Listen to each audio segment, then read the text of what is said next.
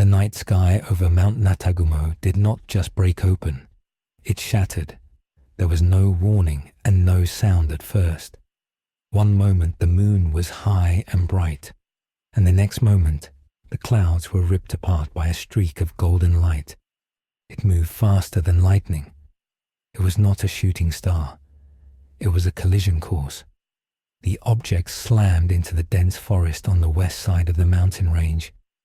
The impact was silent for a split second before the sound caught up. When the noise finally hit, it was a roar that shook the earth for 50 miles. The ground rippled like water in a pond. Trees that had stood for hundreds of years were snapped in half instantly. The wind from the crash was so strong that it flattened the forest in a perfect circle. The heat was intense. It turned the soil into glass and boiled the water in the nearby streams. A lower-ranked demon was hunting near the base of the mountain when the sky fell.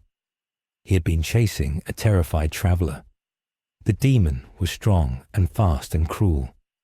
He thought he was the most dangerous thing in the woods. When the golden light hit the mountain, the demon stopped. He did not stop because he wanted to. He stopped because his body betrayed him. Every cell in his body screamed in terror. He forgot about his prey. He looked up at the burning cloud of dust rising into the stars. The shockwave hit him a moment later. It was not a physical punch. It was a wall of pure pressure. The demon was not hit by a Nichirin sword. He was not exposed to sunlight. He was simply unmade. The sheer force of the wind and the energy in the air tore his body apart. He disintegrated into ash before he could even scream. The traveler he was chasing was thrown behind a large boulder and knocked unconscious, saved only by luck. The forest burned. The animals fled in a panic that trampled the undergrowth. The silence that followed the crash was heavy and terrifying. It was not a peaceful silence. It was the silence of a world that was holding its breath. In the center of the massive crater, the smoke was thick and smelled like ozone and burning wood. The ground was still glowing red from the friction. A hand reached out of the smoke. It grabbed the edge of the rocky pit. The rock crumbled under the grip, but the hand held on. A man pulled himself up out of the hole. He was not a demon. He did not have extra eyes or claws. He was a human man with wild black hair that stood up in spikes.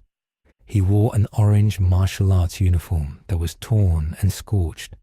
He had a blue sash around his waist and heavy blue boots. He looked confused. He dusted off his knees and looked around at the destruction he had caused. He did not look like a conqueror. He did not look like a monster. He looked like someone who had taken a wrong turn. But the air around him hummed. Small pebbles floated off the ground near his feet, lifted by the invisible energy radiating from his body. He scratched the back of his head and sighed. He looked up at the strange moon. He sensed the energies nearby. He felt the malicious presence of demons in the distance and the faint, flickering lights of human souls. He did not know where he was. He only knew that he was hungry. Far away, in the Infinity Castle, Muzan Kibutsuji felt a cold shiver run down his spine. The Demon King stopped his experiments. His eyes widened. For the first time in 1,000 years, he felt small. Something had arrived that did not belong. The hierarchy of power had been broken. Goku walked through the dark forest. The trees were tall and thick. They blocked out the little light that came from the stars. He was not hurt from the crash, but he felt strange. His body felt heavy. It was like he was walking underwater.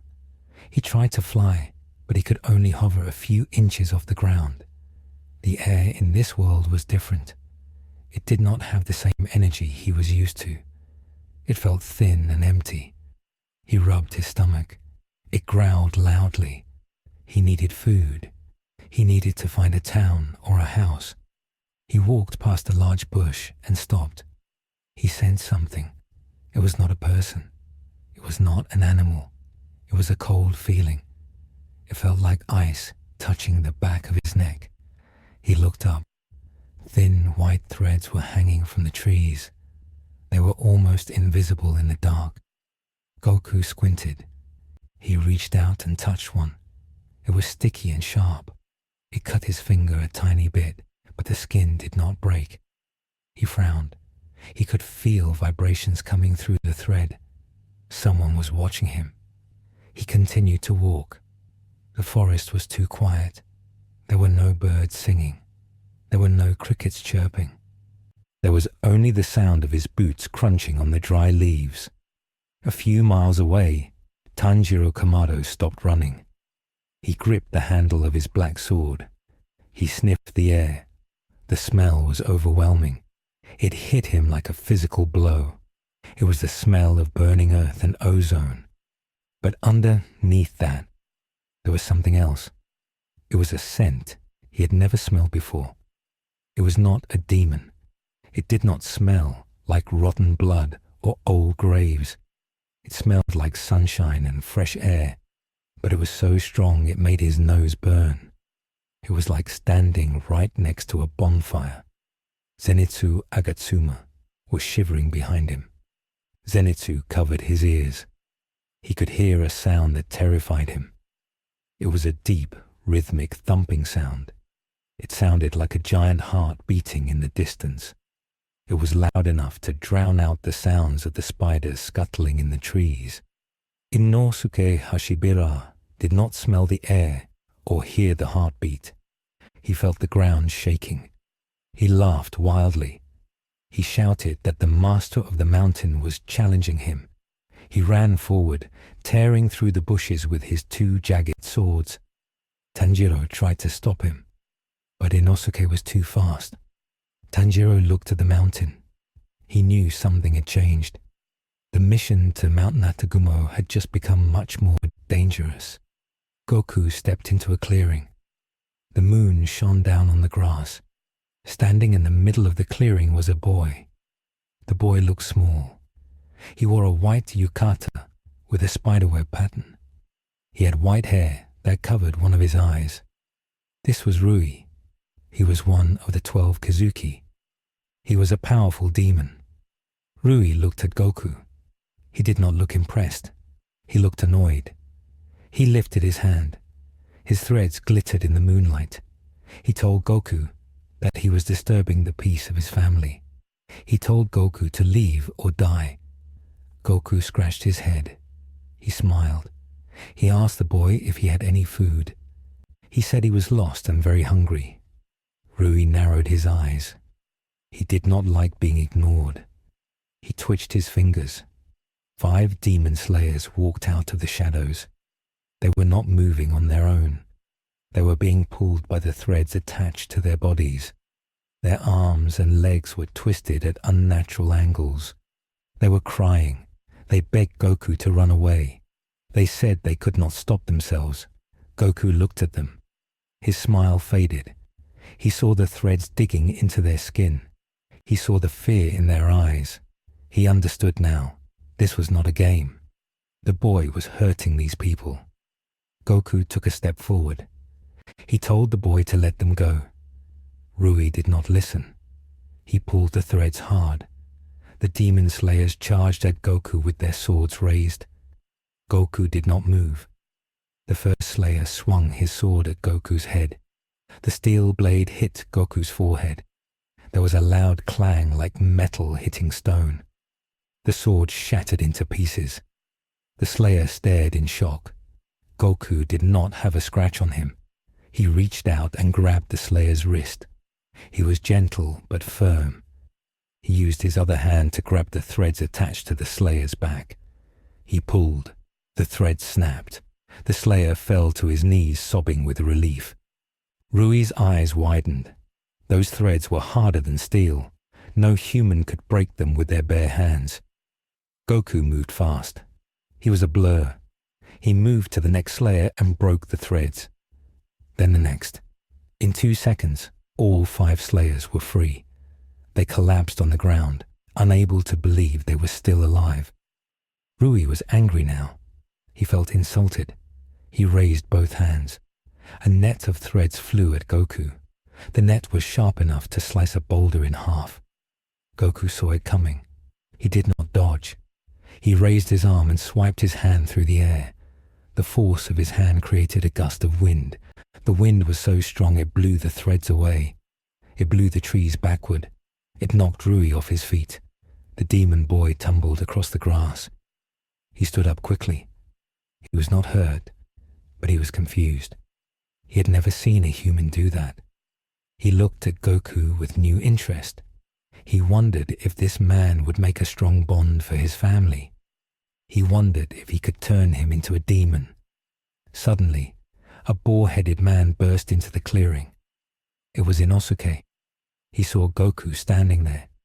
He saw the strength radiating from him. Inosuke did not care about the demon. He wanted to fight the strongest thing he could find. He screamed and launched himself at Goku.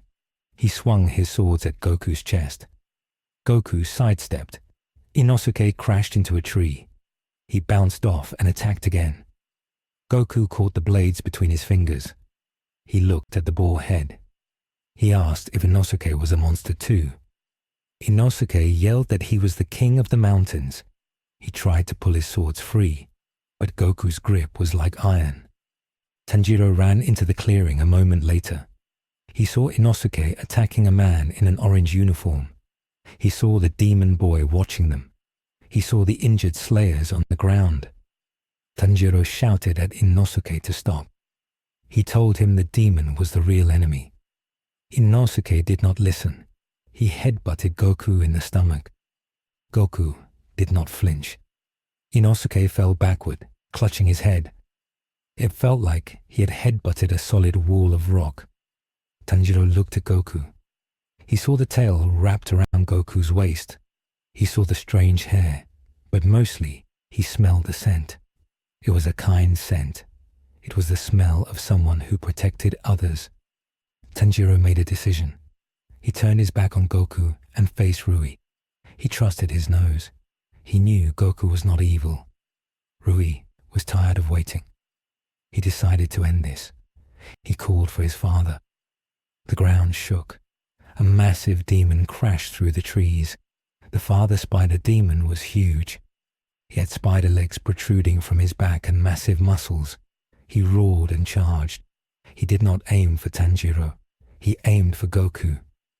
The demons could sense energy. To them, Goku was a shining beacon of life force. He was the most delicious meal they had ever sensed. The father demon wanted to eat him. He swung a fist the size of a boulder at Goku. Goku looked at the giant monster. He sighed. He did not want to fight, but they kept attacking him. He raised his hand. He caught the giant fist.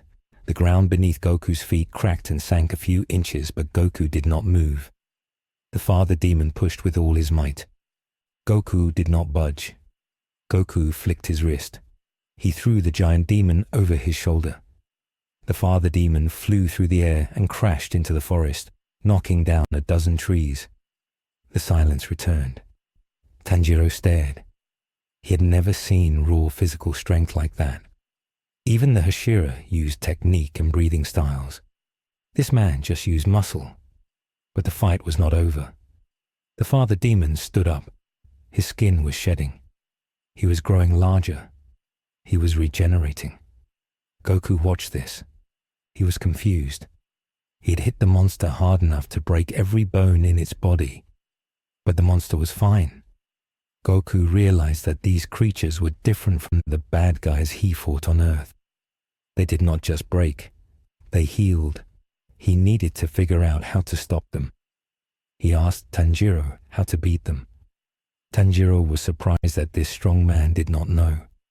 He told Goku that he had to cut off their heads with a special sword.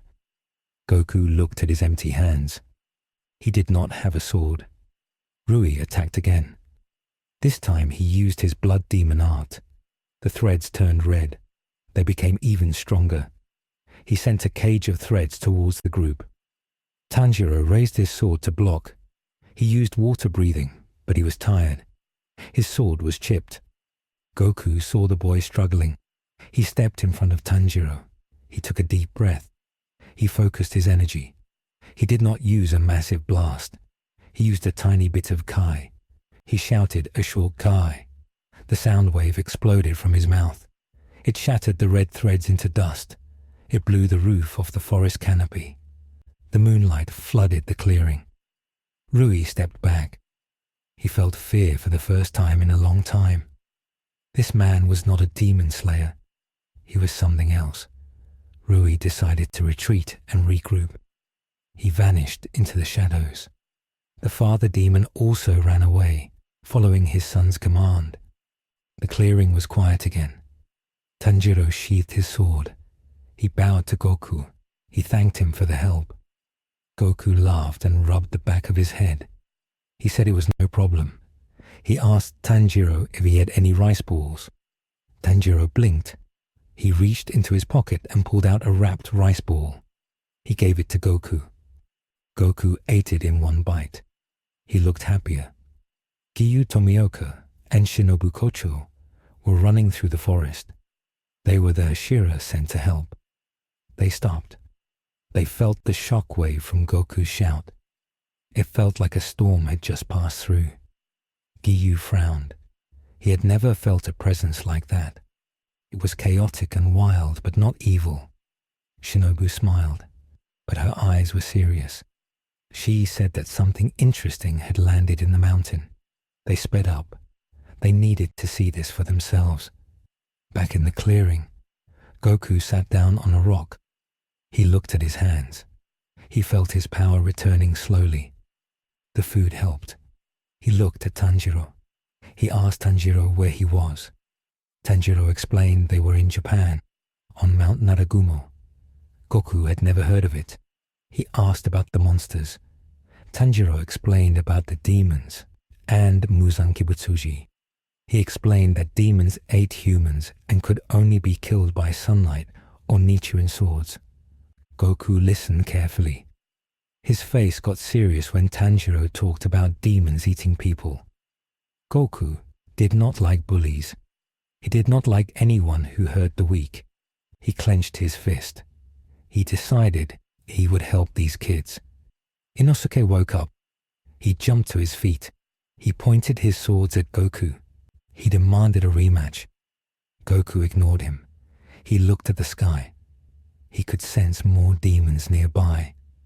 There was one presence that felt different. It was darker and deeper than the others. It was coming closer. It was Giyu. The water Hashira stepped into the clearing. He saw the injured slayers. He saw Tanjiro and Inosuke. And he saw the strange man in the orange gi. Giyu did not hesitate. He drew his sword. To him, Goku looked suspicious. He did not wear a uniform. He had strange energy. Giyu asked who he was. Goku stood up. He sensed that Giyu was strong, much stronger than the kids. But he also sensed that Giyu was not an enemy. He put his hands up. He said he was just a traveler. Giyu did not lower his sword. He was a man of few words and much caution. He looked at the destruction in the clearing. He saw the shattered trees and the cratered ground. He knew a demon had not done this. Demons left claw marks and blood. This was impact damage. This was brute force. Giyu asked if Goku had fought the 12 Kizuki. Goku nodded. He said he fought a spider boy and a big spider dad. Giyu's eyes narrowed. If this man had fought a lower moon and survived without a sword, he was dangerous. Shinobu landed softly on a tree branch above them. She giggled. She said the moon was beautiful tonight. She looked at Goku with purple eyes that analyzed everything. She saw his muscles. She saw his confident stance. She sensed his massive lung capacity. She realized his body was built for combat in a way she had never seen. She asked Goku if he was a human. Goku said yes. Shinobu asked why he felt like a storm. Goku did not know how to answer that. He just said he trained a lot. Suddenly, a scream echoed through the woods. It was Zenitsu. He was alone somewhere else in the forest. He was facing the spider brother. The scream was cut short. Tanjiro gasped. He told them he had to go save his friend. He started to run. Goku stopped him. He put a hand on Tanjiro's shoulder. He said he could go faster. Goku picked up Tanjiro. He picked up Inosuke by the back of his pants. He looked at Giyu and Shinobu. He told them to follow him. Goku bent his knees. The ground cracked again. He launched himself into the air. He did not fly, but he jumped. He jumped so high and so far that he crossed half the mountain in a single leap. Giyu and Shinobu watched him go. They were stunned. That kind of physical power was impossible. Even with total concentration breathing, no one could jump a mile in one go. They realized that the rules of their world had just changed. They followed as fast as they could. Goku landed near a small wooden house floating in the air. It was suspended by threads. This was where the spider brother lived. Zenitsu was lying on the roof, poisoned and slowly turning into a spider. The spider brother was laughing. He stopped laughing when Goku landed. The impact shook the entire house. The threads holding it groaned. Goku put Tanjiro and Inosuke down. He looked at Zenitsu. He could hear the poison working in Zenitsu's blood. He knew he had to hurry. The spider brother looked at Goku. He spat acid at him. Goku dodged. The acid hit a tree and dissolved it. Goku frowned. He did not want to touch that. He looked around. He saw a loose wooden plank. He ripped it off the house. He used it like a bat. He waited for the spider brother to spit again. When the acid came, Goku swung the plank. The wind pressure from the swing deflected the acid back at the demon. The demon screamed as his own acid burned his face. Tanjiro ran to Zenitsu. He tried to use his breathing to slow the poison. He shouted for Shinobu. He knew she was the only one who could handle poison. Goku stood between the Slayers and the demon. The spider brother was healing, but he was scared. He called out for his mother, but the mother spider was already dead, killed by Tanjiro earlier. He called out for Rui. Rui appeared. He was standing on a thread high above them. He looked down at Goku. He was done playing games. He had gathered all his remaining power. He was going to kill everyone. He raised his hands. The sky turned red. Thousands of threads descended like rain. They were sharp enough to cut through diamond. It was his ultimate attack. Goku looked up. He saw the red rain coming. He knew the boys behind him would die if it hit them. He could not dodge. He had to block it. But he couldn't use a massive energy blast, or he might hurt the kids too. He had to use precision. He took a stance he hadn't used in a long time. He moved his hands rapidly. He began to punch the air. He punched so fast that his fists became invisible. Each punch created a cannonball of air pressure. He fired thousands of air bullets into the sky. The air bullets hit the threads. The sound was like a machine gun firing. The threads shattered one by one. Goku kept punching. He was a one-man anti-aircraft battery. He did not miss a single thread. The red rain was destroyed before it could touch the ground. Rui watched in horror. His best attack had been erased by a man punching the air. Shinobu arrived just as the last thread vanished. She saw what Goku did. Her calculation of his threat level went up. She landed next to Zenitsu and injected him with an antidote. She smiled at Goku.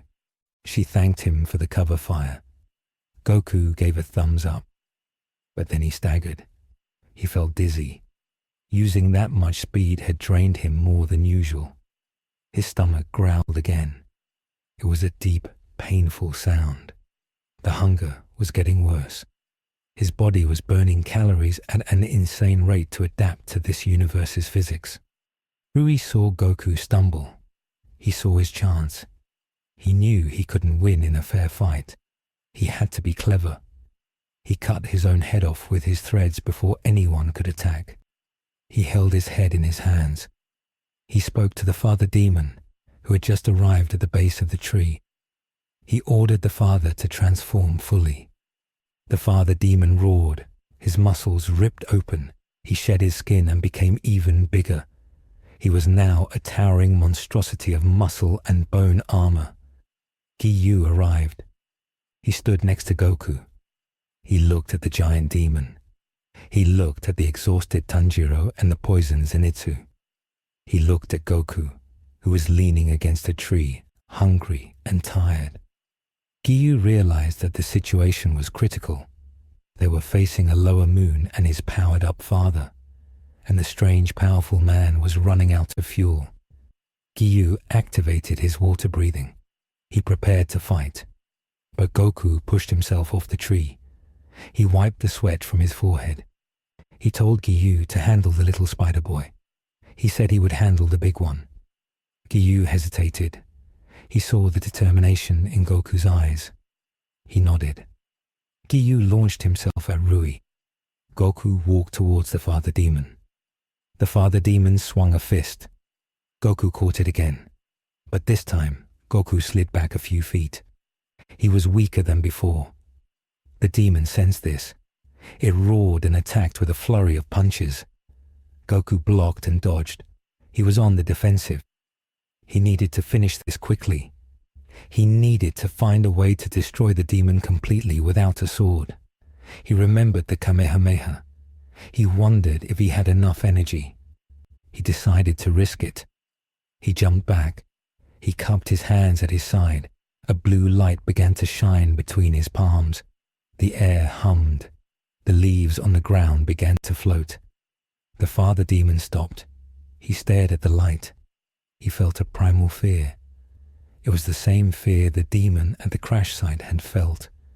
It was the fear of absolute destruction. Ka, me, Goku chanted. The ball of light grew. It was small, only the size of a baseball, but it was dense. Ha, me. Tanjiro watched. He felt the heat coming from Goku. It felt like the sun. Ha! Goku thrust his hands forward. A beam of blue energy shot out. It hit the father demon in the chest. There was no explosion. The beam simply pushed through the demon. It vaporized the demon's torso instantly. The demon's arms and head fell to the ground, disconnected from the body. The legs collapsed.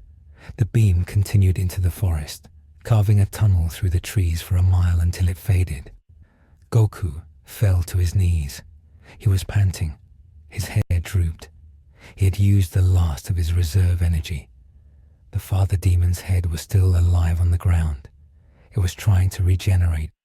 It was angry. But then, the sun began to rise. The first rays of dawn crested over the mountain. The demon's head saw the light. It screamed as it turned to ash. The nightmare on Mount Natagumo was over. But the story was just beginning. Goku lay on the grass. He was too tired to move. He watched the sun come up. It looked the same as his son. He smiled. He closed his eyes and fell asleep instantly. The Kokushi, the clean-up crew of the Demon Slayer Corps, arrived. They saw the destruction. They saw the unconscious man in the orange GI. They did not know what to do with him. They looked at Giyu for orders. Giyu looked at Goku. He made a decision that would change history. He told them to take Goku to the Butterfly Mansion. He told them to treat him not as a prisoner, but as a Hashira-level asset. He knew that the master, Kagaya Ubuyashiki, would want to meet this man. The man who punched the air and fired the sun from his hands. Goku woke up. The first thing he felt was the smell. It smelled like medicine and clean sheets. He opened his eyes. The ceiling was made of wood. He tried to sit up. His body screamed in protest. Every muscle felt like it had been pulled tight and then snapped. He fell back onto the pillow. He looked at his arms. They were covered in bandages. He felt weak. It was a feeling he hated. It was not just the weakness of being tired. It was the weakness of being empty. His energy, his Kai, was almost gone. He took a deep breath. The air here was still thin. It did not fill his lungs the way the air on Earth did. He realized he would have to work harder just to exist in this place. Then his stomach roared. It was a sound like a bear waking up from hibernation. The door slid open. A young girl with pigtails walked in. She was carrying a tray with a bowl of soup and some medicine. She heard the stomach growl and froze. She looked at Goku. Goku looked at the tray. He smiled weakly. He asked if that was for him. The girl nodded slowly. She walked over and set the tray down. Goku sat up, ignoring the pain. He grabbed the bowl. He drank the soup in one gulp. He ate the rice in 1 second. He looked at the girl. He asked if there was more. The girl blinked. She said she could get more. Goku smiled wider. He said he needed a lot more. He said he needed everything they had. 1 hour later, the kitchen of the Butterfly Mansion was in chaos. Aoi Kanzaki was shouting orders. The 3 little girls, Sumi, Kyo, and Naho, were running back and forth with giant pots of rice. They were cooking as fast as they could. Goku was sitting on his bed. He was surrounded by stacks of empty bowls. He was eating fish, vegetables, rice, pickles, and soup. He ate it all. He did not chew much. He just swallowed. With every bite, a little bit of color returned to his face. His hair stood up a little straighter. The energy from the food was being converted directly into Kai. It was not efficient, but it was working. Shinobu Kocho stood in the doorway. She watched him eat. She was the insect Hashira. She was a doctor and a scientist. She had never seen anything like this. She had examined him while he was asleep. His skin was so dense that her needles could barely pierce it. His muscle fibers were wound tighter than the strings of a high-quality instrument. His heart beat slowly, only once every few seconds. But each beat pushed blood through his body with the force of a hydraulic pump. He was biologically human, but he had evolved on a planet with gravity much stronger than theirs. Shinobu did not know about space or other planets. She just knew that this man was a biological anomaly. She walked into the room. Goku swallowed a whole fish, bones and all. He looked at Shinobu. He wiped his mouth with his arm. He thanked her for the food. He said it was delicious. Shinobu smiled her polite, fake smile. She asked him how he felt. Goku flexed his arm. The bandages ripped. He said he was about 50%. Shinobu's eye twitched. 50%. He had destroyed a lower moon and the forest landscape at 0%. She sat down on a chair next to the bed. She told him that he was at the Butterfly Mansion. She told him he was safe. Then her face got serious. She said the master wanted to see him. She said the other Hashira were gathering. Goku tilted his head. He asked what a Hashira was. Shinobu explained. They were the pillars of the Demon Slayer Corps, the strongest swordsmen. They were the ones who held up the world against the demons. Goku nodded. He liked the sound of that. He liked meeting strong people. He stood up. He was wearing a plain white hospital robe. He asked for his clothes. Shinobu told him his orange uniform was being repaired. She gave him a dark blue yukata to wear for now. Goku put it on. It was tight around the shoulders. He followed Shinobu out of the room. They walked through the garden. Tanjiro was there. He was sitting in a wheelchair. He had bandages on his head and arm. Zenitsu was lying on a bench, crying about how much his body hurt. Inosuke was headbutting a tree, trying to get stronger. When Tanjiro saw Goku, his eyes lit up. He called out to him. Goku waved. He walked over. He patted Tanjiro on the head. He told him he did a good job on the mountain. Tanjiro blushed.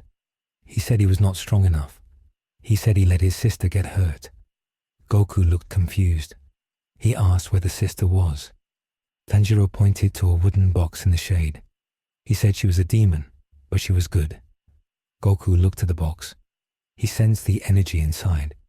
It was demon energy, but it was calm. It did not feel hungry. Goku nodded. He said he believed him. He said good guys come in all shapes and sizes. He remembered his friend Piccolo. He remembered Boo.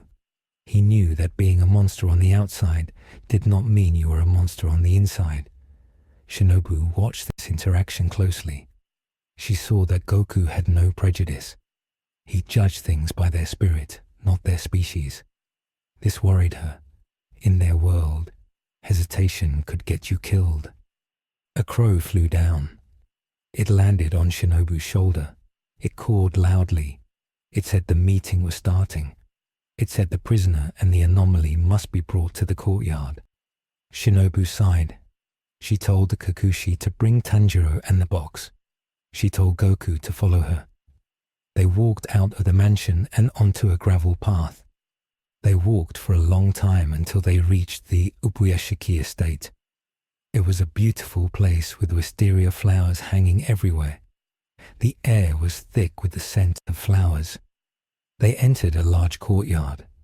The ground was covered in white pebbles. In the shadows, 9 figures stood. These were the Hashira. They radiated power. Goku looked at them. He felt their energies. They were strong, much stronger than Tanjiro. But they were different from the fighters Goku knew. Their power was sharp. It was focused. It was like a needle instead of a hammer. There was a large man with prayer beads crying silently. This was Gyome. There was a young boy with blank eyes looking at the sky. This was Michiro. There was a man with a snake around his neck. This was Obanai. There was a man with bright yellow and red hair who looked like he was on fire.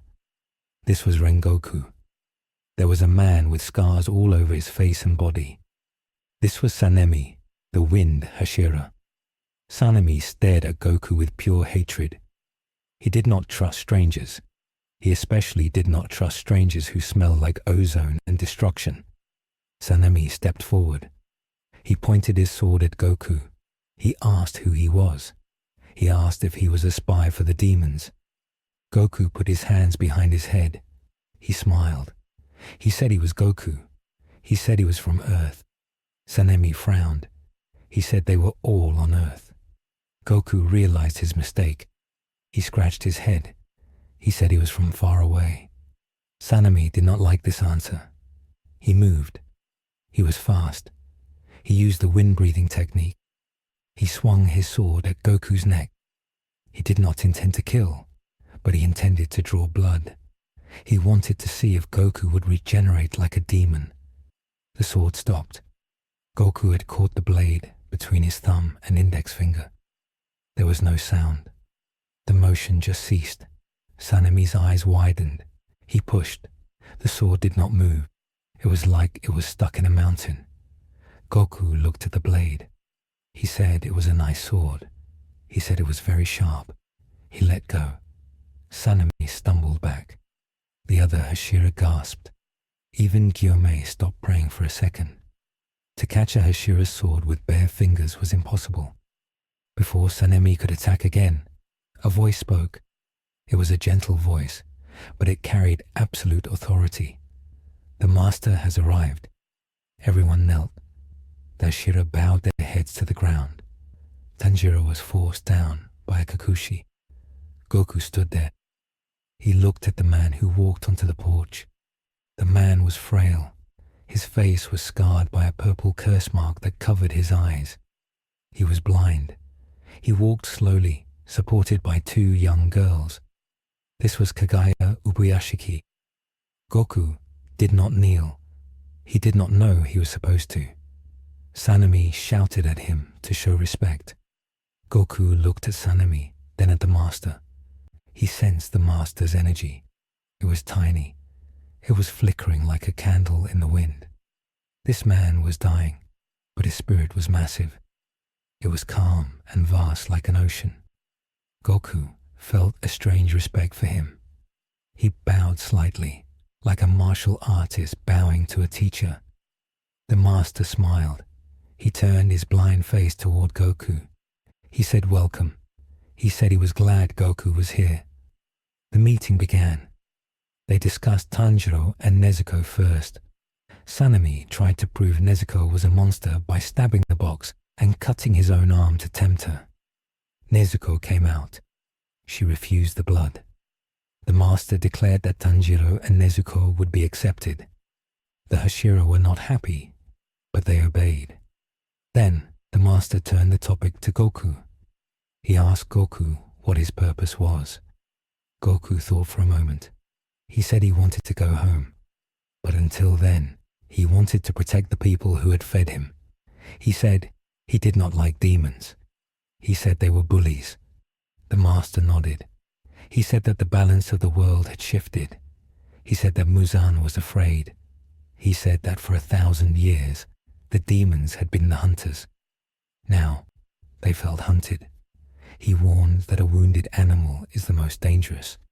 He looked at Goku with his sightless eyes. He said that Goku's presence was a beacon.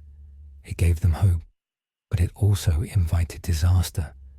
He asked Goku to stay at the Butterfly Mansion and recover fully. He asked Rengoku, the Flame Hashira, to watch over him and help him understand this world. Rengoku shouted, "Yes," with a big smile. He walked over to Goku and slapped him on the back. He said they would be great friends. He said he would teach Goku how to use a sword. Goku laughed. He said he preferred his fists. The meeting ended. The Hashira dispersed. Goku and the others went back to the Butterfly Mansion. The mood was lighter.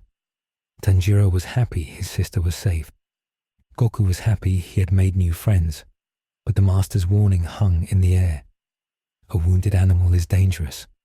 Far away, deep beneath the ground, the Infinity Castle shifted and turned. The rooms rotated like gears in a clock. Muzan Kibutsuji stood on a platform. He was shaking.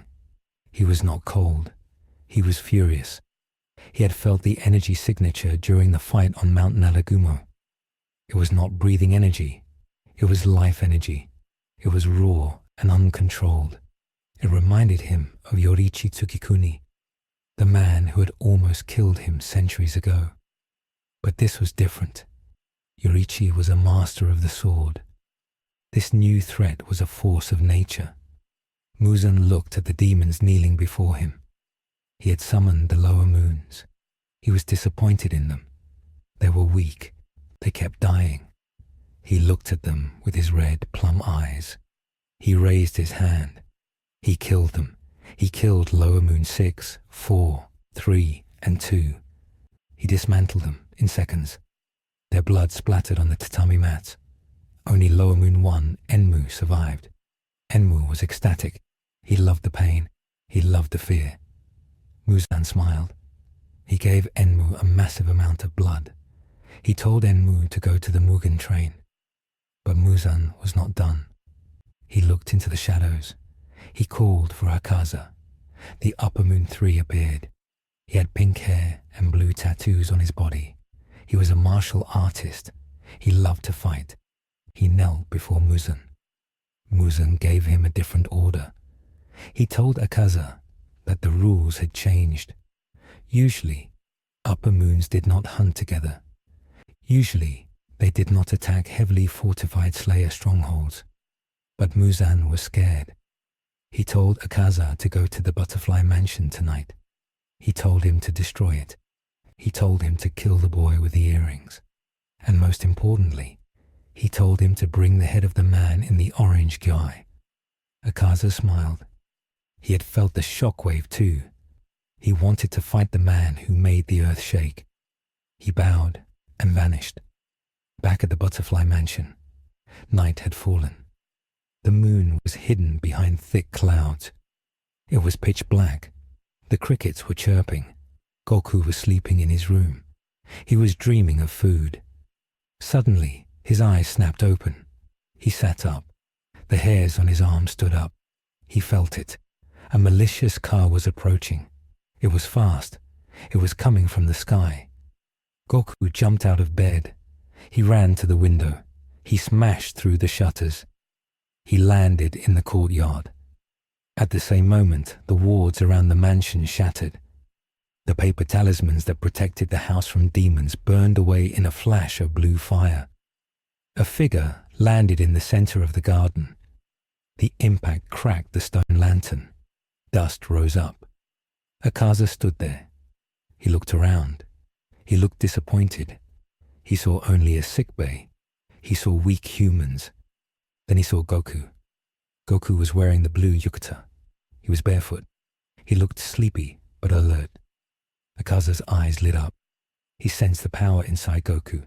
It was dim, but it was dense. It was like a sleeping dragon. "Nice to meet you," Akaza said. "I am Akaza, upper rank 3.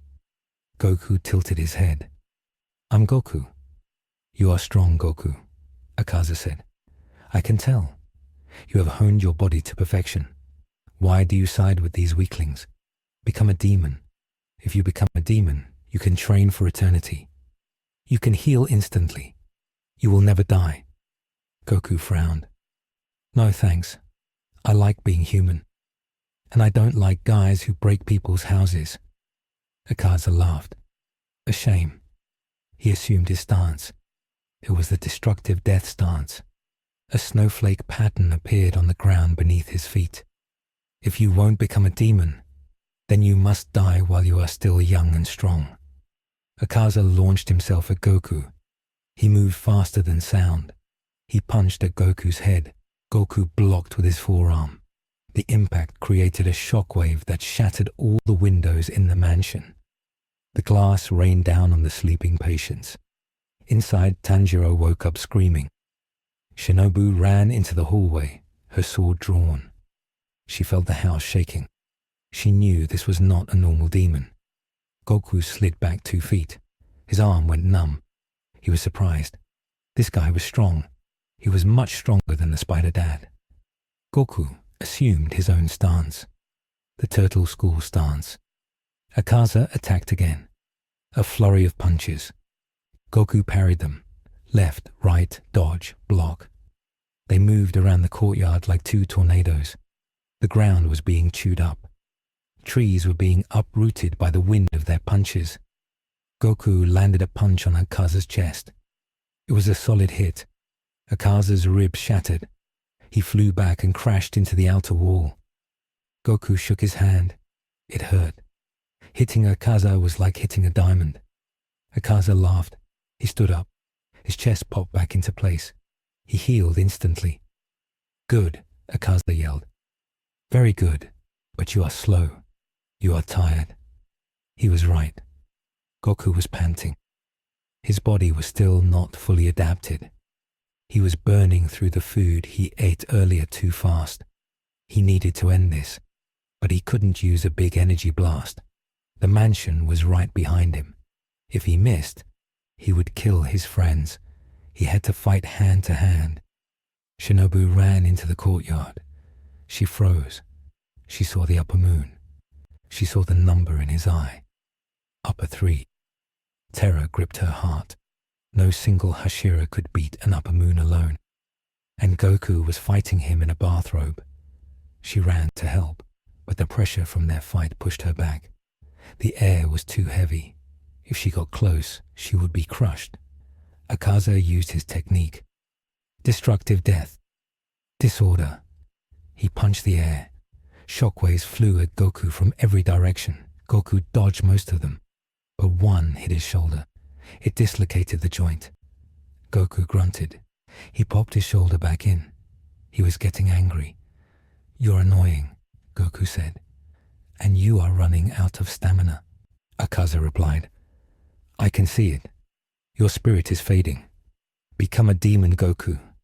Don't let that magnificent strength go to waste." "Never," Goku shouted. Akaza got serious. He decided to end it. He charged up his strongest attack. Destructive death, annihilation type. He lunged forward. His fist glowed with blue energy. He aimed for Goku's heart. Goku knew he couldn't block this. He had to overpower it. He made a choice. It was a dangerous choice. His body was not ready, but he had no other option. He dropped his stance. He clenched his fists at his waist. His muscles bulged. A red aura flared up around him. It was violent and jagged. The ground turned to powder. Kaio-Ken! Goku screamed. His speed doubled. He disappeared from Akaza's vision. Akaza punched empty air. Goku appeared behind Akaza. He kicked him in the back. The sound was like a cannon shot. Akaza's spine snapped. He was launched face first into the ground. The impact created a crater 10 feet deep. The mansion's foundation cracked. The roof of the west wing collapsed. Goku did not stop. He was in pain. The Kaio-Ken was tearing his muscles apart in this dense atmosphere. But he had to make sure the demon stayed down. He flew down and punched Akaza into the dirt again. And again. And again. Get out of here, Goku yelled with each punch. Akaza was being pulverized. He could not regenerate fast enough. He felt true fear. This red energy was burning him. It was not sunlight, but it felt like pure physical domination. Akaza realized he might actually die. He gathered every ounce of his strength. He exploded his own body, sending limbs and blood flying like shrapnel. The explosion knocked Goku back. Goku shielded his face. When he looked down, Akaza was gone. The demon had regenerated just enough to run away. He had fled into the darkness, terrified of the red monster. Goku stood in the crater. The red aura faded. Steam rose from his skin. He coughed. Blood came out of his mouth. He fell forward. He caught himself on his hands and knees. The Kaio-Ken had wrecked him. He felt like his bones were made of glass. The silence returned, but it was the silence of ruin. The butterfly mansion was half destroyed. The beautiful garden was a wasteland. The medical wing was open to the night air. Miraculously, no one had died in the collapse, but the sanctuary was gone. The safe place was no longer safe. Shinobu walked up to the edge of the crater. She looked down at Goku. She was trembling. She had seen the power of an upper moon, and she had seen a human man beat him into the dirt with his bare hands. But she also saw the cost. Goku was not moving. Tanjiro limped out of the ruins. He was crying. He saw the destruction. He realized that this was his fault. If he hadn't brought the demon's attention here, this wouldn't have happened. Or maybe it was Goku's fault. The thought crossed his mind. Before Goku came, the war was a stalemate. Now the demons were escalating. The rules of engagement had been broken. Goku rolled onto his back. He looked at the stars.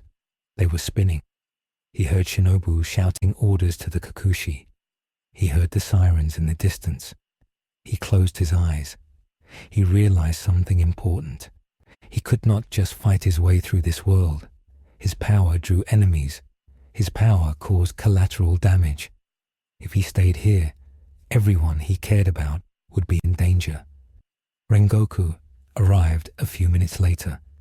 He had run all the way from the nearest town. He saw the devastation. The flame in his eyes dimmed for a moment. He saw Goku being loaded onto a stretcher. He saw the fear in the eyes of the other Slayers. Rengoku clenched his sword. He understood the situation. The war had officially begun. There would be no more quiet nights. The master, receiving the report by Crow, sat in his burning house. He did not panic. He simply nodded. "So it begins," he whispered. "The era of stagnation is over. Now we race towards the dawn, or we fall into eternal darkness." Goku was carried away. He was unconscious. His body was broken, but his spirit was changing. He realized he needed to do more than just punch. He needed to teach. He needed to make these kids strong enough to stand beside him, because next time he might not be fast enough to save the house. The first major catastrophe was not the loss of a battle. It was the loss of safety. The Demon Slayer Corps had nowhere to hide. The evacuation of the Butterfly Mansion was a silent and desperate affair. Under the cover of a moonless night, the Kokushi moved the wounded and the supplies. They did not use carts because the wheels would make noise. They carried everything on their backs. They moved through the dense woods, away from the roads, heading deeper into the mountains towards a backup facility that had not been used in 50 years. It was an old temple complex hidden in a valley of fog. It was damp and cold, but it was hidden. The destruction of the Butterfly Mansion had shaken the Demon Slayer Corps to its core. For generations, the demons had attacked individuals or small villages. They had never launched a direct assault on a fortified headquarters with an upper moon. The rules of the war had changed. The demons were no longer playing a game of shadows. They were conducting a seek and destroy campaign. Goku walked to the back of the caravan. He was bandaged from his neck to his ankles. He limped slightly. The Kaio-Ken had torn his muscle fibers on a microscopic level. Every step sent a jolt of pain up his spine, but he refused to be carried. He carried a massive stack of wooden crates on his back, balancing them with ease despite his injuries. The weight grounded him. He felt the eyes of the other slayers on him. Some eyes were full of awe and gratitude. They saw him as a god who had descended to save them from Akaza. But other eyes were cold and fearful. They saw him as a beacon that summoned disaster. They whispered that if Goku had not been there, Akaza would never have come. They were right, and Goku knew it. He could hear their whispers with his enhanced hearing. He did not say anything. He just kept walking, his eyes focused on the path ahead. The new headquarters was named the Wisteria Temple. It was an austere place. There were no soft beds or warm gardens. It was a place of stone and moss. The master, Kagaya Ubuyashiki, had been moved to the inner sanctum. The Hashira gathered in the main hall. The atmosphere was thick with tension. Sanemi Shinazugawa was pacing back and forth. His scars looked red and angry in the dim light. He slammed his fist into a wooden pillar. He shouted that they were fools to harbor the outsider. He pointed at Goku, who was sitting in the corner eating a bowl of cold rice. Sanemi said that Goku was a magnet for the upper moons. He said that the next time it would not be just one. It would be 2 or 3. He asked if they were ready to lose the Wisteria Temple too. Giyu Tomioka stood against the wall. He looked tired. He said quietly that without Goku, they would all be dead right now. He reminded Sanemi that Akaza was strong enough to kill 3 Hashira at once. Goku had fought him to a standstill alone. Obanai Igoro, the serpent Hashira, hissed. He sat on a rafter above them. He said that mere survival was not a victory. He said they had lost their medical facility. He said their logistics were crippled. He looked at Goku with eyes that were 2 different colors. He said that power without control was just an explosion. He asked Goku if he had a plan, or if he was just going to punch things until the world broke. Goku swallowed his rice. He put the bowl down. He looked at the Hashira. He stood up. The pain in his body was fading. He could feel it. His cells were knitting themselves back together, stronger than before. The damage from the Kaio-Ken was healing into a denser, more durable tissue. This was the biology of his race. What did not kill him made him stronger. He walked to the center of the room. He looked at Sanemi. He said he was sorry about the house. He said he did not know the pink guy would come. But he said running away would not help. He said the demons were scared. He said he could feel it. He said when people are scared, they make mistakes. He said they needed to get stronger before the demons stopped being scared and started getting desperate. Rengoku Kyojuro stood up. His voice was loud and booming, filling the stone hall. He agreed with Goku. He said that lamenting the past would not rebuild the mansion. He said they had a unique opportunity. He said he had watched Goku fight. He saw how Goku moved. It was not breathing, it was something else. He asked Goku to teach them. He asked Goku to show them how to turn their bodies into iron. The room went silent. The idea of a Hashira asking an outsider for training was unheard of.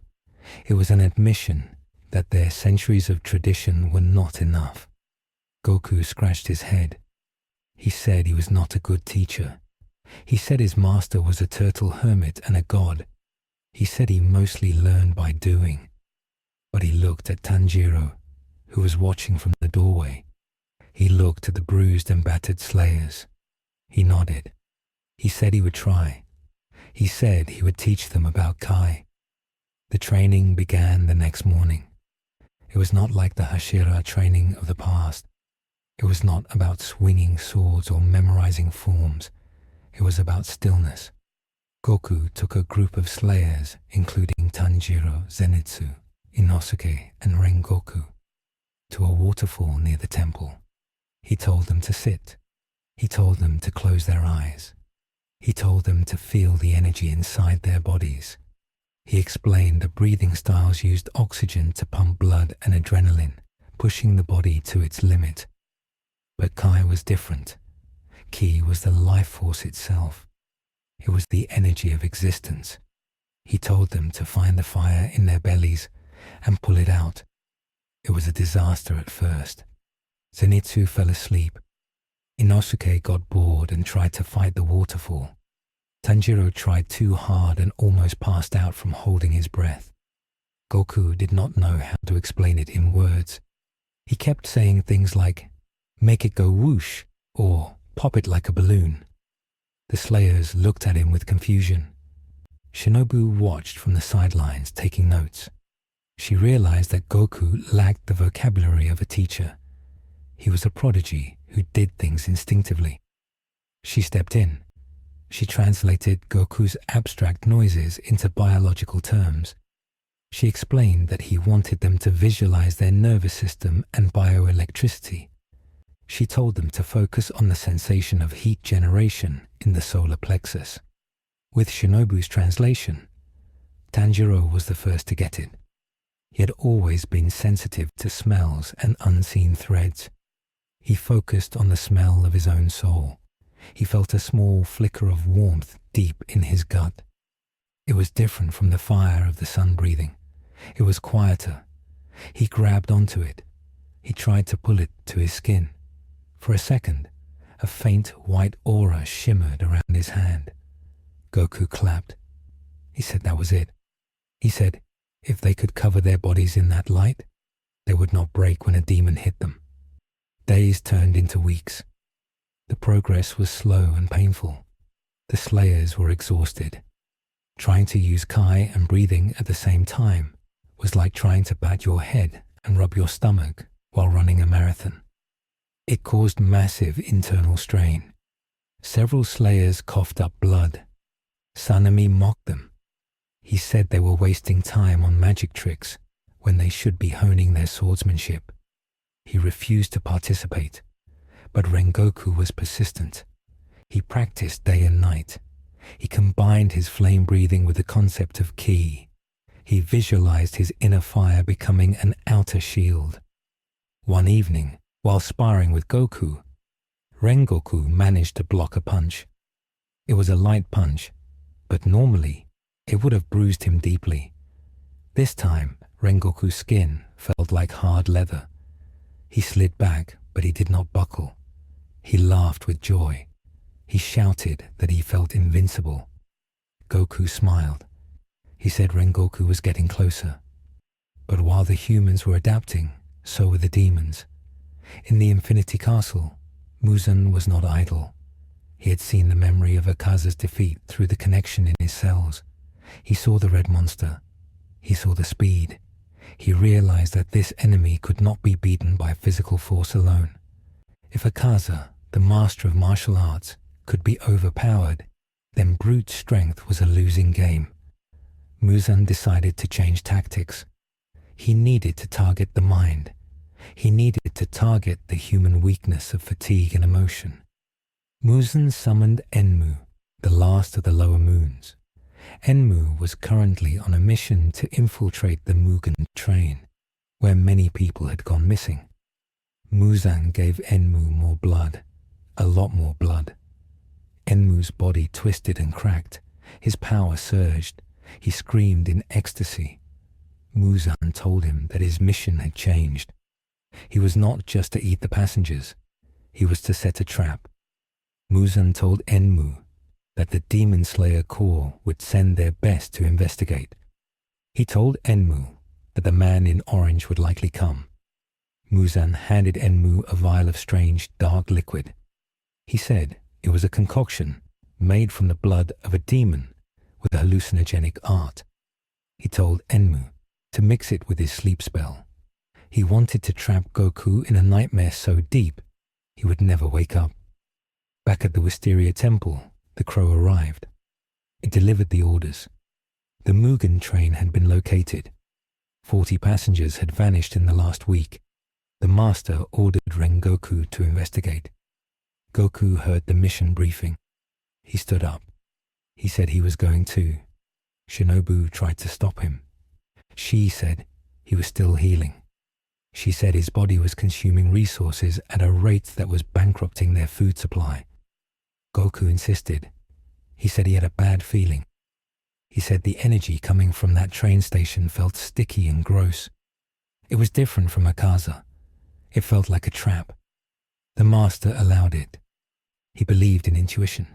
He sent Rengoku, Goku, Tanjiro, Zenitsu, and Inosuke. They arrived at the station at dusk. The train was a massive steam engine, black and ominous. It hissed steam like a dying beast. Goku looked at it. He had never been on a train before. He poked the metal side. He asked if it was edible. Rengoku laughed. He said it was a vehicle. They bought tickets and boarded. The train was crowded. People were going home, visiting family, traveling for business. They did not know they were walking into a stomach. Goku sat next to Rengoku. Tanjiro and the others sat across from them. Rengoku bought a dozen bento boxes. He started eating, shouting "delicious" after every bite. Goku joined him. They entered a contest to see who could eat the most. The other passengers stared. As the train started to move, the conductor came in to punch their tickets.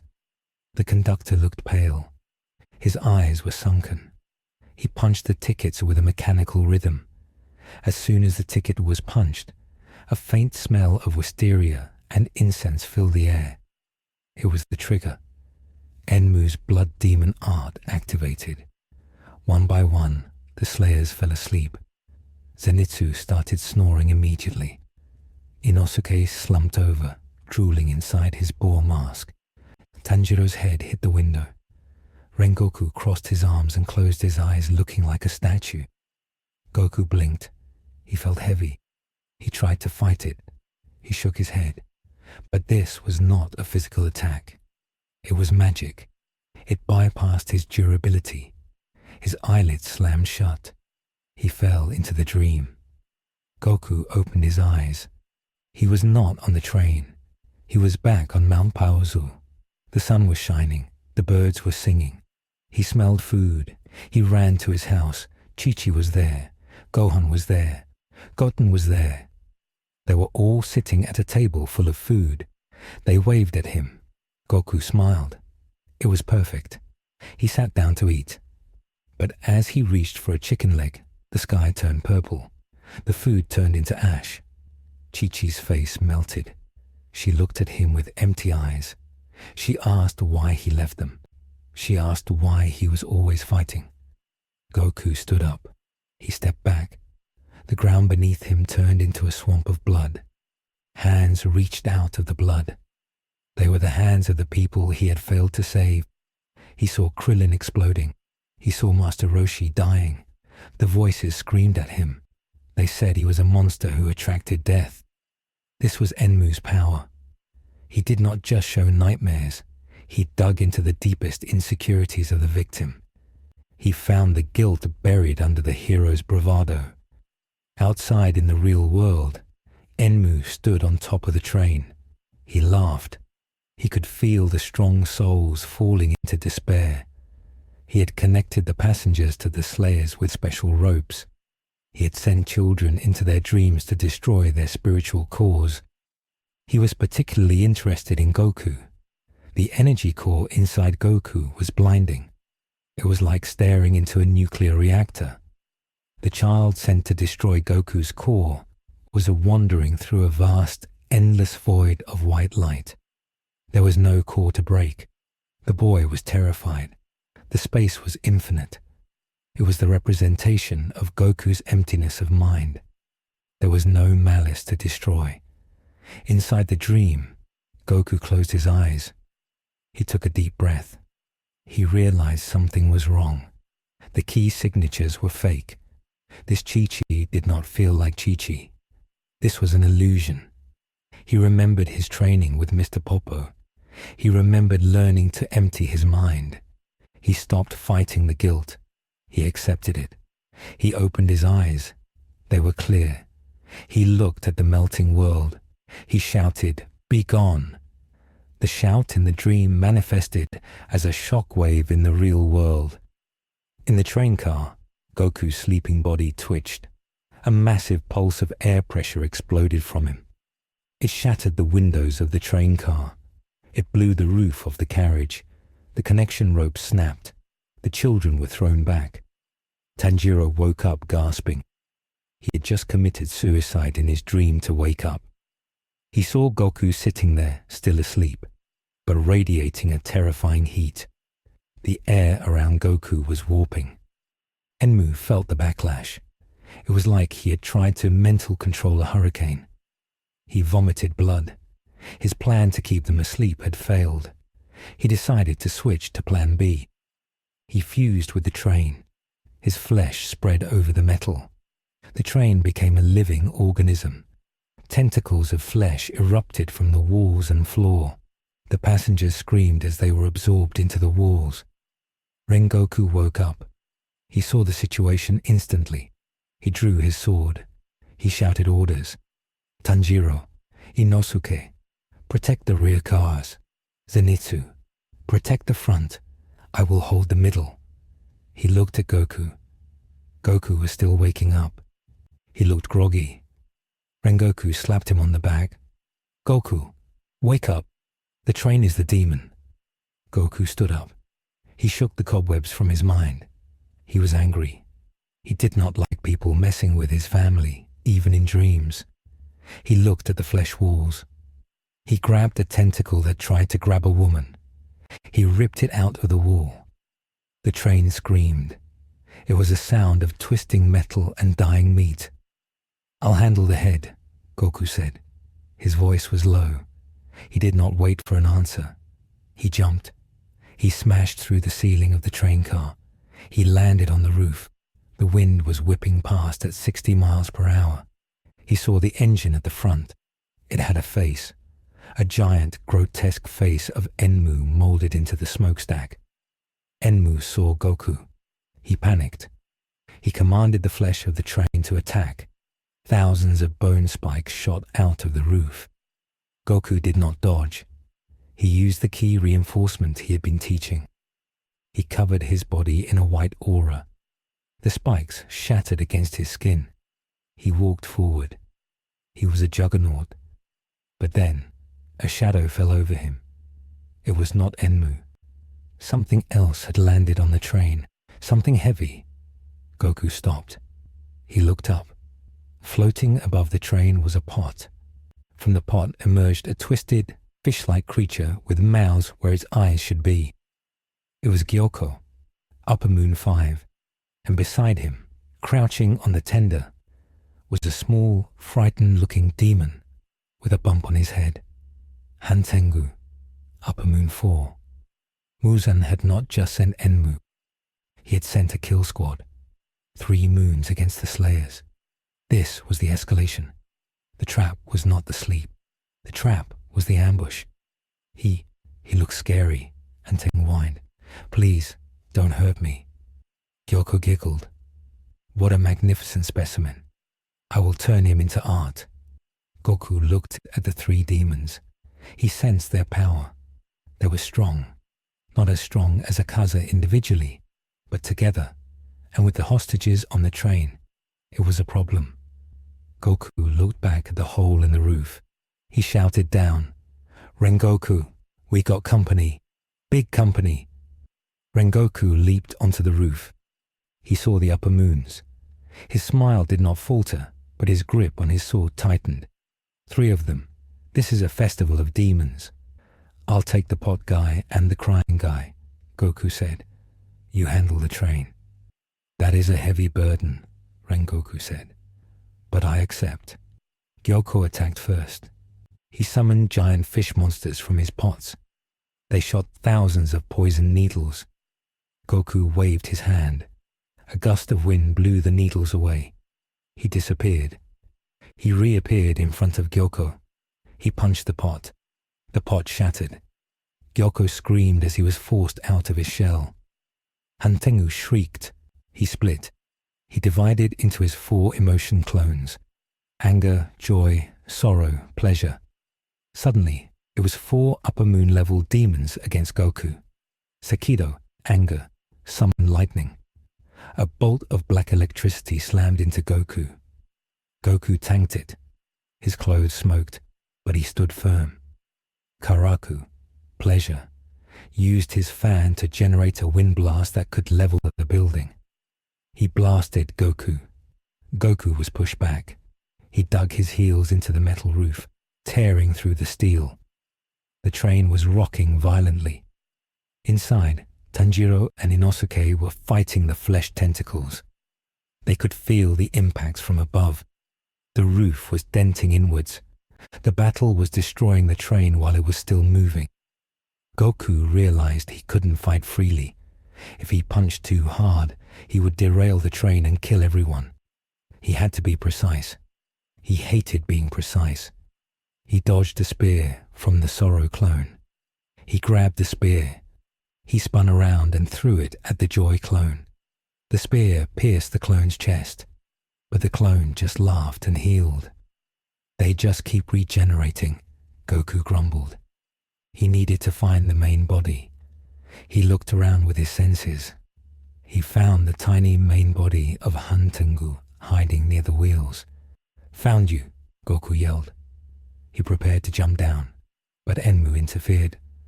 The train tracks ahead twisted. The train made a sharp turn. Goku lost his balance for a split second.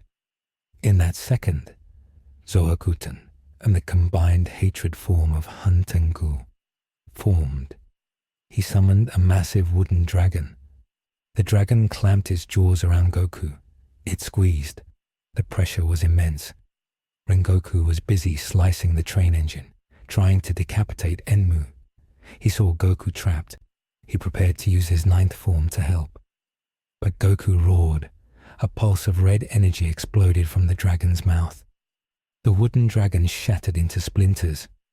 Goku was using a low-level Kaio-Ken again.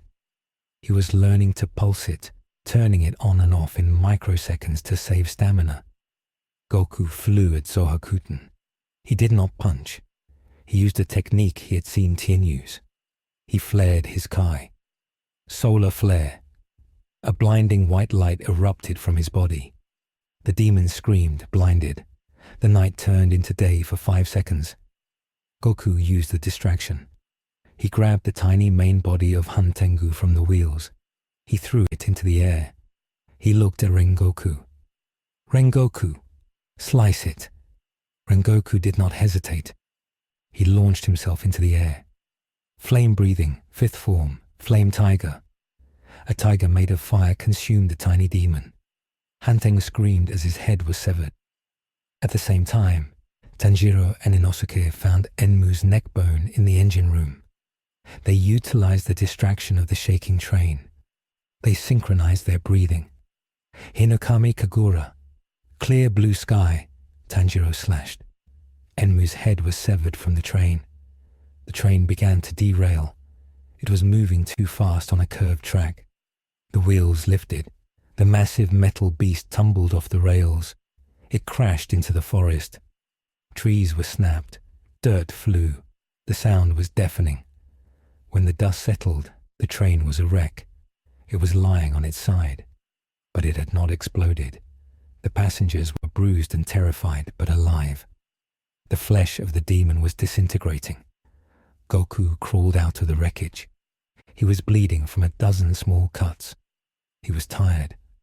Rengoku stood nearby, his haori torn, breathing heavily. They had won. They had killed 2 demons, Enmu and Hantengu. Or so they thought. Hantengu usually required more to die, but let's assume the combined assault neutralized him or forced a retreat of the main body. Gyoko had fled when the train crashed, realizing he was outmatched. But the victory was not clean.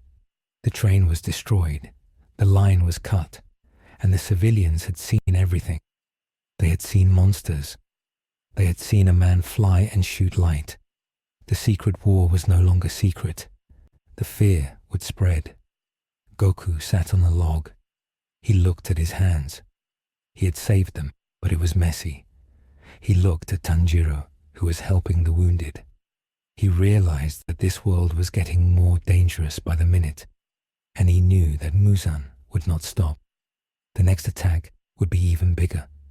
Suddenly, Goku felt a gaze. He looked into the dark woods. He didn't see anyone, but he felt a cold, metallic presence. It was not a demon. It was something else. A mechanical spy. A new weapon. He didn't know, but he knew that the escalation had only just begun. The chain reaction was in motion. The humans were stronger, yes, but the enemy was evolving into something unrecognizable. The age of sword fights was ending. The age of total war was beginning. The dust from the Mugan Train incident did not settle for weeks. The physical wreckage was cleared by the government, but the rumors were impossible to scrub away. Too many people had seen the monsters. Too many people had seen the man in the orange suit flying through the air. The government of Japan was in a panic. They had always treated the Demon Slayer Corps as a myth or a nuisance, a group of vigilantes carrying illegal swords. But now, they looked like a private army with weapons of mass destruction. The Emperor's advisors held secret meetings. They debated whether to arrest the Slayers or hire them. They decided to watch and wait. They sent spies to the mountains. The isolation of the Demon Slayer Corps was over. At the Wisteria Temple, the atmosphere was grim. Rengoku was alive, but he was badly hurt. His battle with the train had drained his life force. He sat in the meditation hall, trying to use Goku's key technique to heal his internal organs. It was working, but slowly. Goku was restless. He was fully healed. His Saiyan biology had adapted to the atmosphere. He could now breathe the thin air as if it were normal. He spent his days punching boulders in the valley, turning them into dust. He was bored. He hated waiting. He wanted to find Muzan and end this. He told Tanjiro that hiding was stupid. He said they should just go to the biggest city and shout for the demons to come out. Tanjiro tried to explain that it was dangerous for innocent people. But Goku just frowned. In Goku's world, the bad guys usually agreed to fight in a wasteland. Here, the bad guys hid in the crowds. Tengen Uzui, the sound Hashira, arrived at the temple. He was loud and flashy. He had 2 giant cleavers on his back and jewels dripping from his headband. He demanded to see the master. He had a mission. His 3 wives had gone missing. They had been infiltrating the Yoshiwara Entertainment District to look for demons. They had stopped sending letters. Tengen was frantic beneath his cool attitude. He needed help. He needed girls to go undercover. He looked at Tanjiro, Zenitsu, and Inosuke. He said they would have to dress up as women. Zenitsu cried. Inosuke puffed his chest out and said he was the prettiest. Tanjiro just nodded seriously. Goku walked up to Tengen. He looked at the giant man. He asked if there was strong food in the city. Tengen laughed. He said Yoshiwara had the best food, the best music, and the strongest demons. Goku's eyes lit up. He said he was coming too. Tengen looked at Goku. He had heard the stories. He knew Goku was a weapon, but he also knew Goku was unsubtle. Tengen was a ninja. He liked stealth. Goku was a hammer, but Tengen was desperate. He agreed. He said Goku could come, but he had to follow orders. He had to stay hidden until the demon revealed itself. Goku gave a thumbs up. He promised. It was a promise he would not be able to keep. They arrived in Yoshiwara at night. The city was bright with lanterns. It smelled of perfume, alcohol, and smoke. The streets were packed with people. Geishas walked in colorful kimonos. Men laughed and drank in the open shops. It was a place of pleasure and secrets. Tanjiro, Zenitsu, and Inosuke were dressed in kimonos and makeup. They looked ridiculous, except for Inosuke, who was surprisingly beautiful without his mask. They were sold into the houses where Tengen's wives had vanished. Goku was left with Tengen. Goku did not wear a disguise. He wore his repaired orange gai. He stood out like a sore thumb. People stared at him. He looked like a monk who had gotten lost and started lifting weights. Tengen told Goku to wait on a rooftop. He told him to suppress his power. He told him to be a shadow. Goku tried. He sat on the roof tiles. He lowered his ki. But the city was noisy. It was full of sad emotions hidden under fake smiles. Goku could sense it all. He could sense the demons too. There were many of them, small ones, hiding in the alleys. But there was one presence that was massive. It was inside one of the biggest houses. It felt like a cold, wet snake. It was Daki, Upper Moon 6. She was disguised as a high-ranking Oiran named Warabehaime. Goku waited for 2 days. He ate apples he found on a tree. He watched the people below. He saw a man hit a woman. He saw a shopkeeper cheat a customer. He saw the ugliness of the city. He was getting annoyed. On the 3rd night, he made a choice. It was a small choice. He decided he was done waiting. He decided that sneaking around was letting the demon hurt more people. He stood up on the roof. He stopped suppressing his power. He did the opposite. He flared it. He did not scream. He just let his energy leak out. It was a silent signal. It was a lighthouse turning on in the dark. Inside the Kyogoku house, Daki dropped her mirror. She felt it. It was a wave of pressure that made her skin crawl.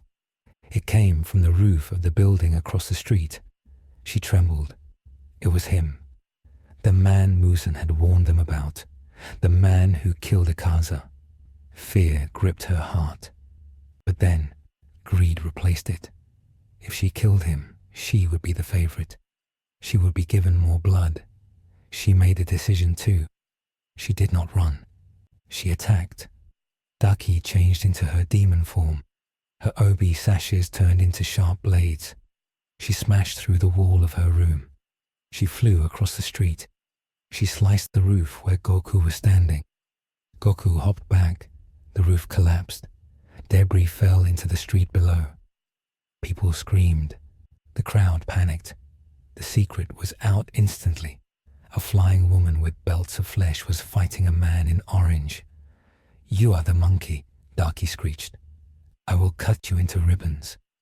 Goku landed on a utility pole. He looked at her. He said she was ugly when she was angry. He told her to give back the people she took. Daki laughed. She sent her sashes flying at him. They were fast. They sliced through the wooden poles like butter. Goku dodged. He jumped down to the street. He wanted to lure her away from the buildings. But Daki did not care about the buildings. She cared about killing him. She unleashed a storm of sashes. They cut through the shops, glass shattered, wood splintered. Civilians who were running away were caught in the crossfire. Tengen heard the noise. He cursed. He knew Goku had broken the plan. He ran toward the explosion. Tanjiro and the others ripped off their disguises and followed. When they arrived, the street was a war zone. Goku was dodging, but he was not attacking. He was trying to catch the falling debris. He was trying to save the people. Daki saw this. She smiled cruelly. She realized his weakness. He cared about the ants. She aimed her sashes not at Goku, but at the crowd. Goku's eyes widened. He moved faster than light. He appeared in front of a group of geishas. He caught the sashes with his bare hands. The edges cut his palms. He didn't let go. He yanked the sashes. Daki was pulled forward. Goku punched the air. The shockwave hit her in the stomach. She flew back and crashed into her own house. The building groaned and tilted. "Get out of here," Goku yelled to the people. "Run!" But it was too late to contain it. From the rubble of the house, a second voice emerged. It was scratchy and hateful. "You hurt my sister. You hurt my cute little sister." Gyutaro clawed his way out of Daki's back. He was thin and sickly, with green spots on his skin. He held 2 blood sickles. He looked at Goku. He felt the power radiating from him. Gyutaro was not stupid. He knew they couldn't win alone. He did something that changed the night from a battle into a massacre. He screamed a high-pitched signal. It was a call for help. Muzan had given them a contingency plan. If the Orange Man appeared, they were to summon the cavalry. The air in the district suddenly dropped 50 degrees. Frost began to form on the burning wood. The lanterns flickered and died. A rainbow-colored cloud descended from the sky. A man with platinum blonde hair and a fan landed gently on the cobblestones. He wore a red tunic and a smile that did not reach his eyes. It was Doma. Upper Moon 2. Doma looked around. He saw the chaos. He saw the crying humans. He saw Goku. My, Doma said softly. What a lively party. Akaza Donna was killed by you. You don't look so special. Tengen froze. He felt Doma's presence. It was an ocean of death. It was far heavier than Daki or Gyutaro. Tengen realized they were doomed. He shouted at Tanjiro to take the civilians and run. He drew his swords. He stood next to Goku. "We are in trouble, aren't we?" Tengen asked. Goku nodded. "The ice guy is strong.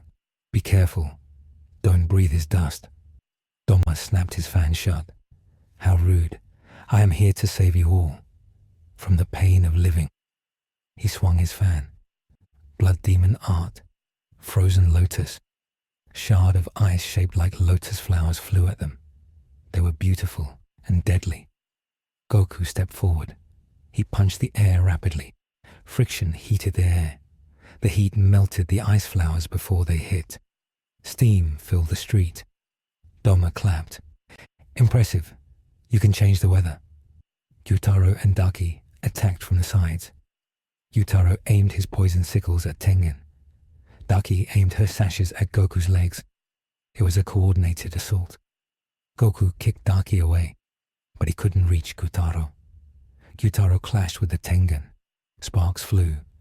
Tengen was fast, but Gyutaro was faster. A sickle grazed Tengen's shoulder. The poison entered his blood immediately. Tengen gritted his teeth. He knew he had minutes before his heart stopped. Goku tried to help Tengen, but Doma blocked his path. Doma was fast, faster than Akaza. He moved like a ghost. He created ice clones. 5 small domas made of ice appeared. They ran into the crowd. They started freezing people solid. Goku roared. He abandoned the fight with the main body. He chased the clones. He smashed one. He smashed another. But every time he moved, Doma attacked his back. Sharp ice spears, pierced Goku's gi. Goku was bleeding. He was being herded. Tanjiro, Zenitsu, and Inosuke jumped into the fray. They attacked Daki. They knew they had to separate the siblings. Zenitsu was asleep. He used Godspeed. He flashed across the roof and cut Daki's neck. But her head didn't fall. Her sash connected it. Inosuke sawed at the sash with his jagged blades. Tanjiro used the Hinokami Kagura. They were fighting for their lives. But the real disaster was the city itself. The fight was destroying the support pillars of the district. Fires started by overturned lanterns were spreading. The ice from Doma was preventing the fires from being put out. But the structural damage was massive. A large theater began to collapse. Hundreds of people were inside. Goku heard the wood cracking. He saw the building tipping. He stopped fighting. He flew under the building. He held up the main beam with his hands.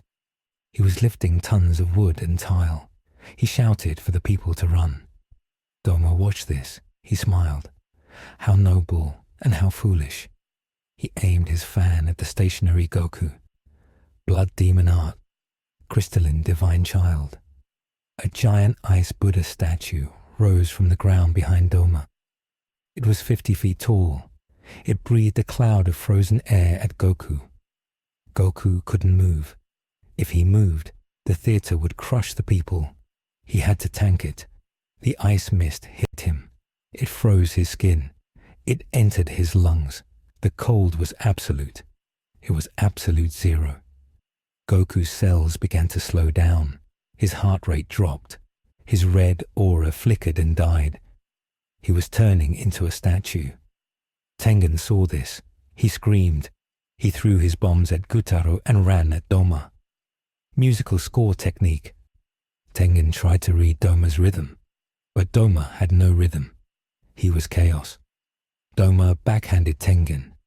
Tengen flew into a wall. His ribs shattered. He couldn't stand up. The poison was paralyzing him. Tanjiro saw Goku freezing. He saw Tengen down.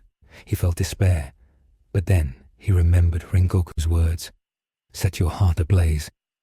Tanjiro turned to Goku. He shouted, Goku-san, use the sun. Melt it. Goku heard the boy. His vision was blurry. The ice was sealing his eyes. Use the sun. He didn't know sun breathing, but he knew fire. He knew energy. He remembered the anger he felt when Krillin died. He remembered the Super Saiyan.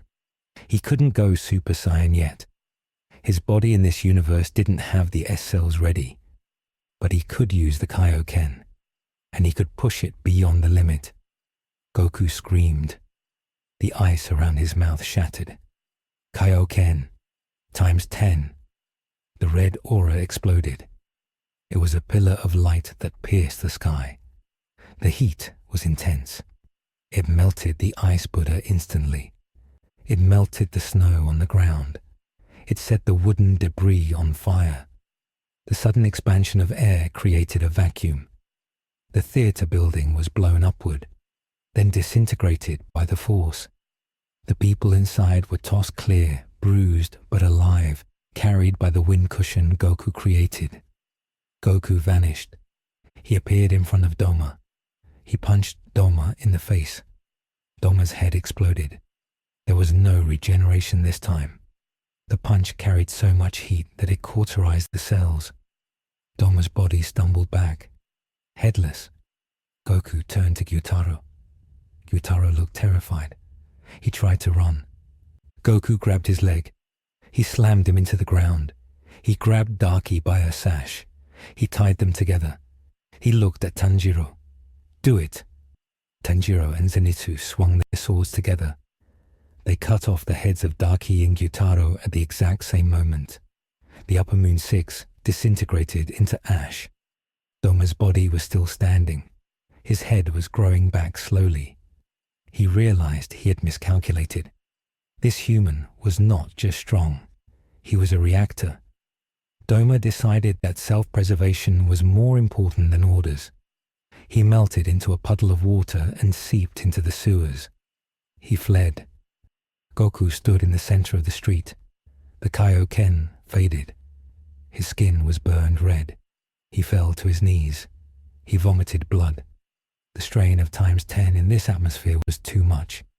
He passed out. The sun rose on a ruin. The Yoshiwara Entertainment District was gone. It was a crater of smoking wood and ice. Thousands were homeless. Hundreds were dead from the collapse and the crossfire. The police and the army arrived in force. They surrounded the unconscious Goku, the wounded Tengen, and the exhausted Tanjiro. They pointed rifles at them. The commander of the army unit stepped forward. He looked at the devastation. He looked at the monsters turning to ash. He didn't see heroes. He saw a threat. He declared the Demon Slayer Corps to be enemies of the state. He ordered their arrest. Tanjiro tried to explain. A soldier hit him with the butt of a rifle. Inosuke tried to fight, but he was too weak. They were chained up. They were thrown into the back of trucks. Goku was loaded onto a special flatbed, wrapped in heavy chains. The news spread across Japan by telegraph and radio. Terrorist attack in Yoshiwara. Mysterious cult blamed. The secret war was over. The public war had begun, and the Slayers were on the losing side. In the shadows, Muzan smiled. He had lost upper six. Doma was injured, but he had won the strategic victory. The humans were fighting each other now.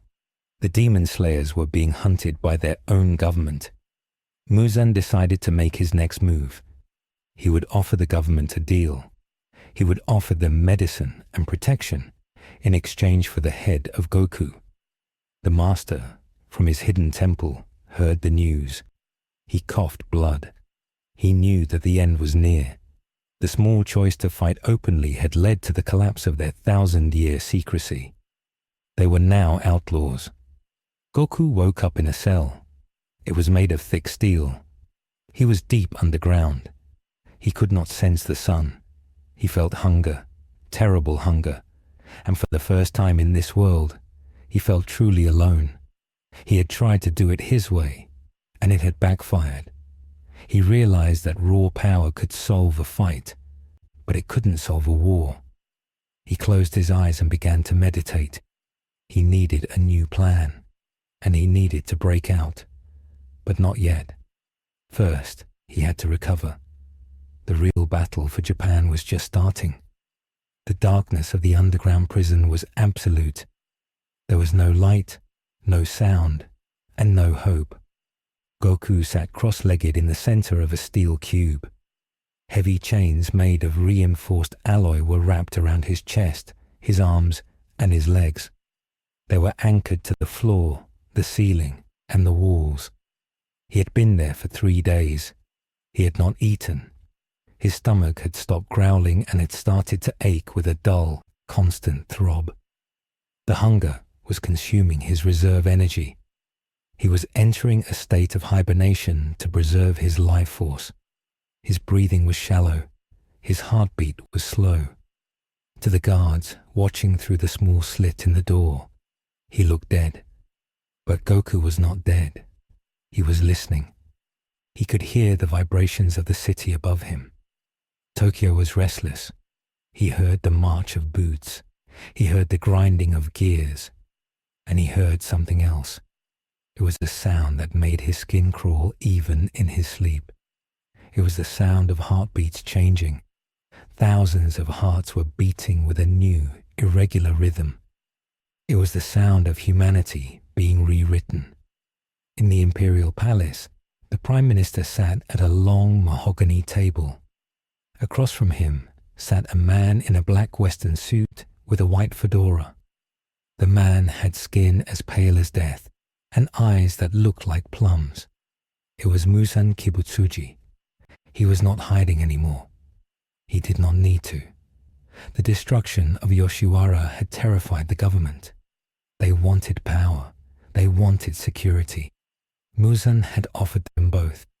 He placed a small vial of red liquid on the table. He called it the divine water. He said it would make soldiers stronger, faster, and obedient. He said it would cure the emperor's illness. The Prime Minister was a desperate man. He looked at his generals. They nodded. They were afraid of the Slayers. They were afraid of the alien power Goku possessed. They saw this pale man as a savior. The Prime Minister drank the vial. The transformation was silent. The Prime Minister's eyes rolled back. His veins turned black. His teeth sharpened. He did not scream. He simply smiled. A connection formed in his mind. He could hear Muzan's voice inside his head. He was no longer a man. He was a puppet. Muzan smiled. He had done what he could not do for 1,000 years. He had conquered Japan without fighting a single battle. He stood up and walked to the window. He looked out at the sprawling city. He ordered the Prime Minister to prepare the public execution. He wanted the Demon Slayers to die at sunset. He wanted Goku to be the centerpiece. And then, when the sun went down, he would turn the entire population of Tokyo into demons. He would create a kingdom of night that would never end. The sun began to dip toward the horizon. The execution grounds were set up in the large plaza in front of the palace. Bleachers had been constructed for the elite. The army stood in formation, thousands of soldiers holding rifles. The tanks were lined up. The public was kept back by barricades. They watched in fearful silence. The prisoners were brought out. Tanjiro, Inosuke, Zenitsu, and the wounded Tengen were dragged onto the stage. They were beaten and bloody. They were chained to wooden posts. Straw was piled around their feet. The government intended to burn them alive. It was a message. Goku was brought out last. He was wheeled out in his steel cage. A crane lifted the cage and placed it in the center of the stage.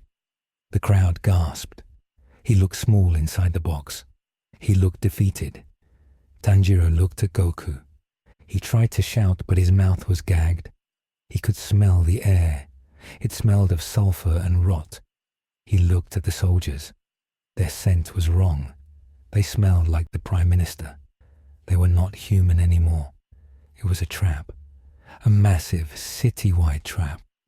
The sun touched the edge of the mountains. The sky turned blood red.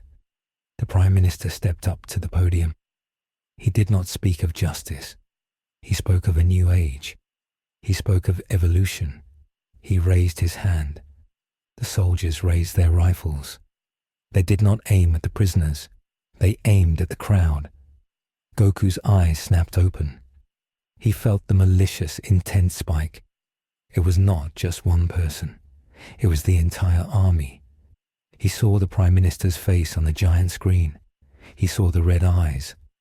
Goku realized the mistake he had made. He had waited too long.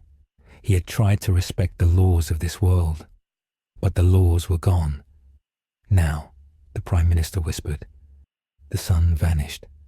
The slaughter began. The soldiers opened fire on the civilians. The tanks fired shells into the buildings.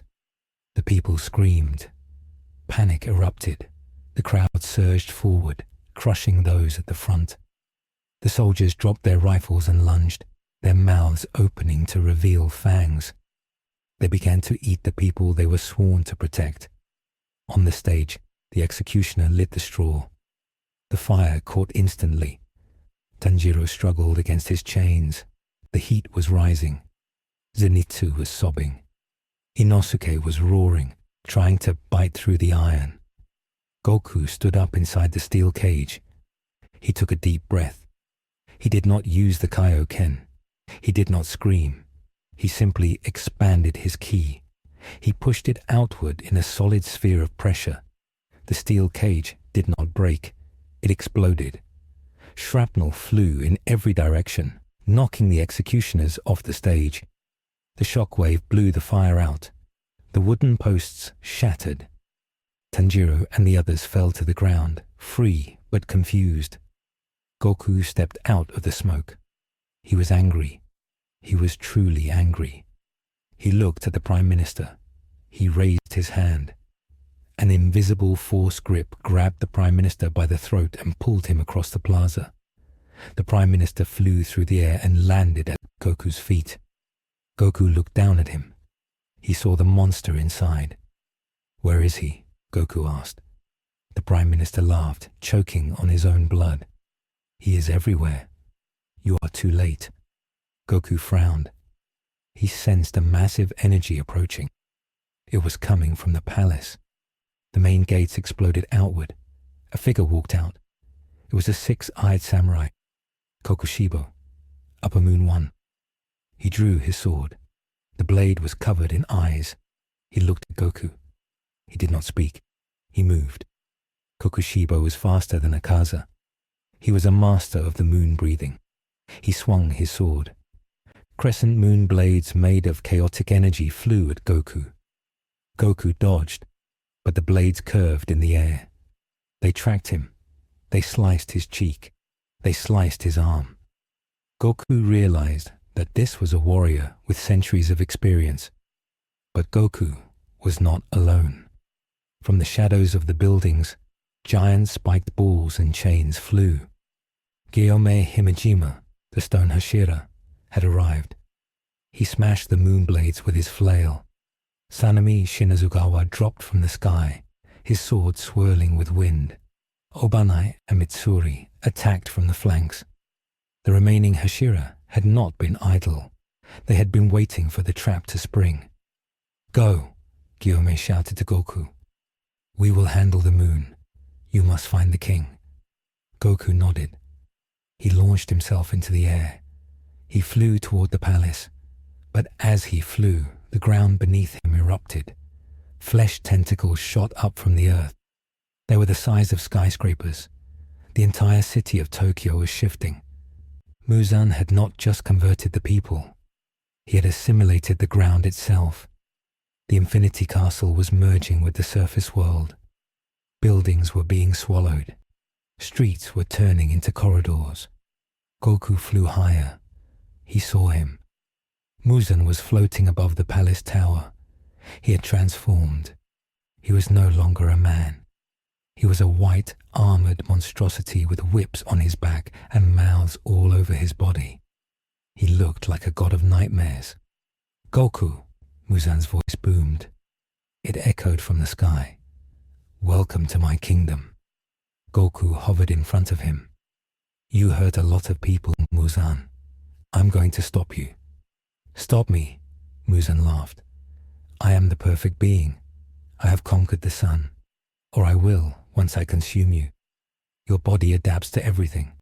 If I eat you, I will become truly invincible." Muzan attacked.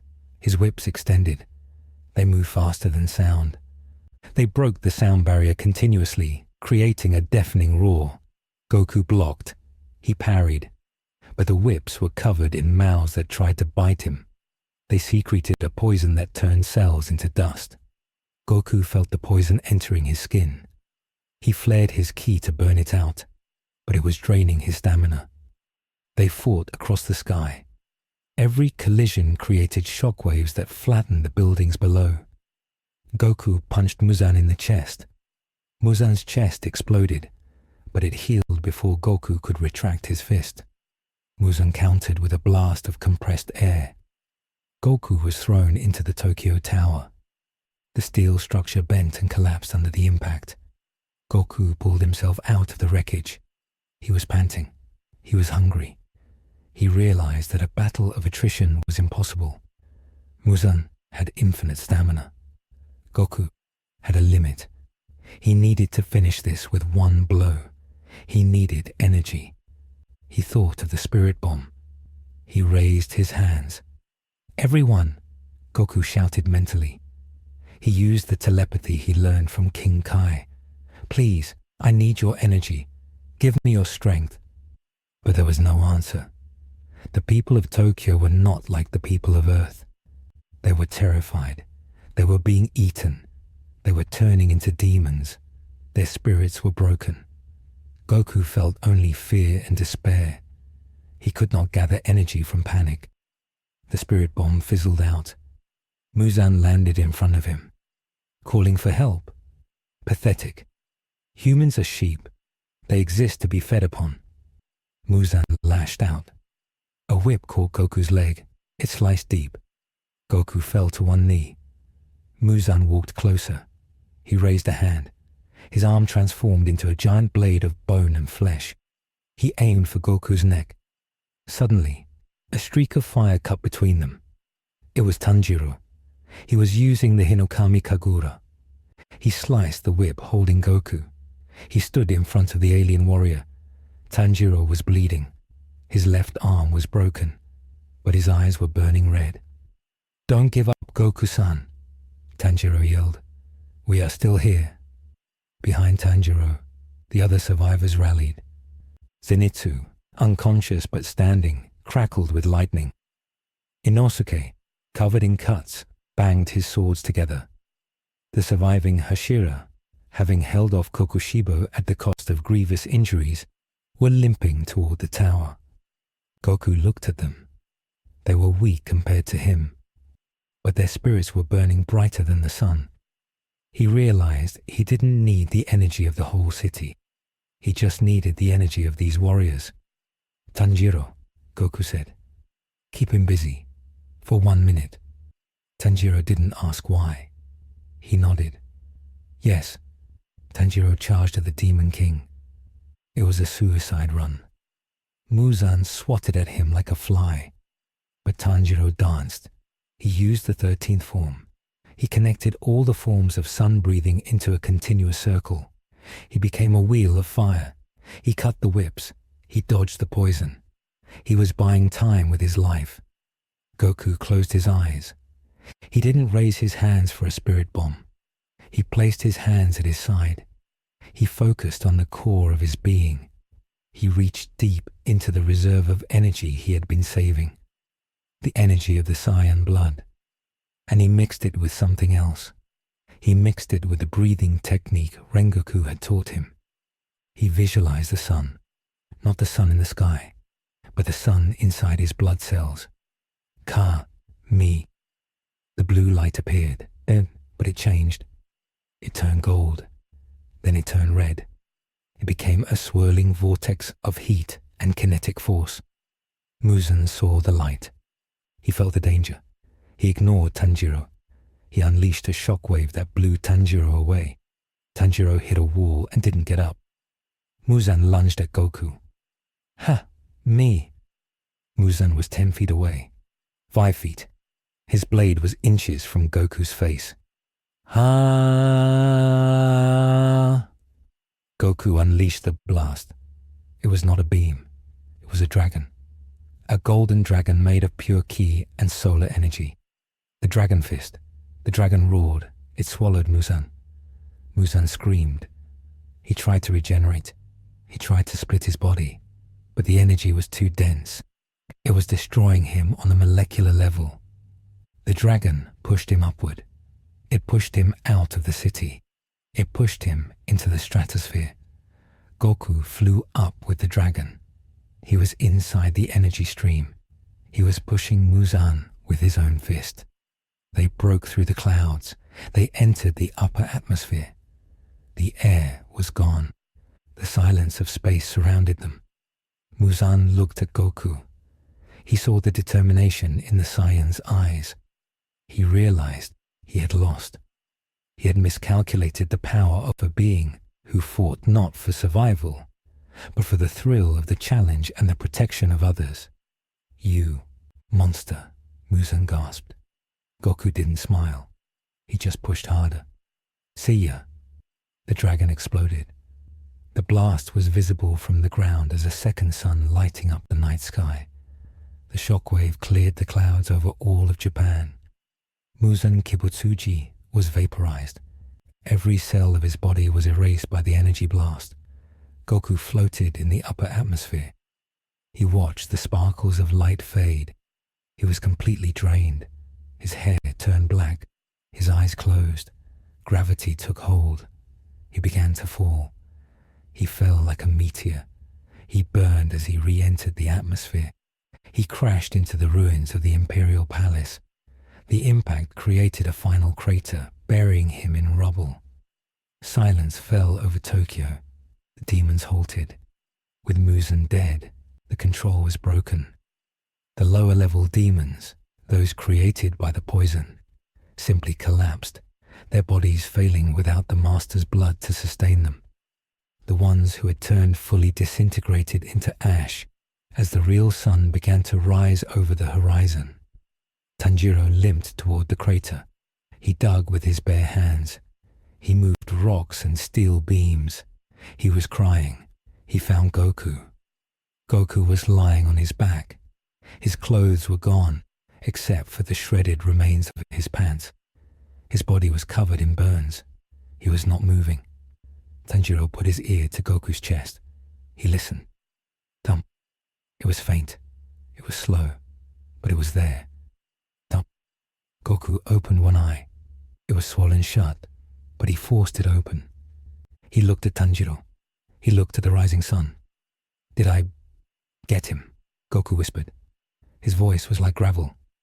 Tanjiro nodded, tears streaming down his face. Yes, you got him. It's over. Goku smiled. Good. I'm really hungry. Then he passed out. The war was over, but the cost was visible everywhere. Tokyo was a ruin. The government was decapitated. The army was shattered. The Demon Slayer Corps had won, but they had lost their secrecy and their status. They were the saviors of a city that feared them. Gyome sat on a broken wall. He was blind and dying. The mark had taken its toll, and the injuries from Kokushibo were fatal. He felt the sun on his face. He smiled. He whispered a prayer for the souls of the departed. He died peacefully, sitting upright, the strongest Hashira to the end. Sanemi sat next to Genya's body. Genya had died in the fighting, protecting his brother. Sanemi did not cry. He just stared at the sky, his heart empty. The survivors gathered around Goku and Tanjiro. They were a ragged group. They were no longer hidden warriors. They were the battered remnants of a forgotten age. The world had changed. The era of demons was gone, but the era of men would be messy and difficult. Goku slept for a week. When he woke up, the world was different. The Americans had arrived with aid ships. The political vacuum was being filled by new leaders. The Demon Slayers were being disbanded by force. They were given a choice: integrate into the new military or disappear. Goku sat on the steps of the ruined Wisteria Temple. He was eating a rice ball. It was the last one. He looked at his hands. They were scarred. He felt his Kai. It was slowly returning, but it felt different. He had touched the essence of this world. He had mixed his alien energy with the breathing of the planet. Tanjiro sat next to him. Tanjiro's arm was in a sling. He had lost the ability to use his left eye. "What will you do now?" Tanjiro asked. Goku looked at the sky. He looked at the vast blue emptiness. "I need to go home," Goku said. "My family is waiting." "Can you?" Tanjiro asked. "I don't know," Goku admitted. "But I have to try. I can't stay here. I'm too strong. If I stay, people will rely on me. They won't learn to stand up for themselves, and bad guys will come looking for me. I don't want to bring more danger to your world." Tanjiro nodded. He understood. Goku was a storm. A storm clears the air, but you cannot live inside a storm forever. "Thank you," Tanjiro said. "For everything." Goku grinned. It was his old goofy grin. It was fun, sort of, except the hungry part. Goku stood up. He walked to the center of the courtyard. He closed his eyes. He searched for a key signature, a specific one. It was very faint. It was incredibly far away, but he could feel it. It was the energy of a Namekian. It was Piccolo. Goku concentrated. He flared his Kai one last time. He put 2 fingers to his forehead. "Bye, Tanjiro. Train hard." "Goodbye, Goku-san." There was a pop. The air displaced, and Goku was gone. Tanjiro sat alone in the quiet temple. The wind blew through the trees. The demons were gone. The magic was fading. The world was becoming ordinary again. He touched the hilt of his sword. He knew he would never use it again. He stood up and walked down the mountain, toward the smoke and the rebuilding of the human world. The story of the man who fell from the stars would become a legend, then a myth, and finally a forgotten dream. But the sunrise that morning was real, and that was enough. The year is 2024. Tokyo is a sprawling metropolis of neon lights, steel towers, and endless noise. The scars of the past have been paved over with asphalt and concrete. In the center of the city, near the Imperial Palace, there is a large, circular park known as the Peace Garden. To the tourists and the salarymen who eat their lunch on the benches, it is just a park. The grass is green, though it grows in strange, spiral patterns.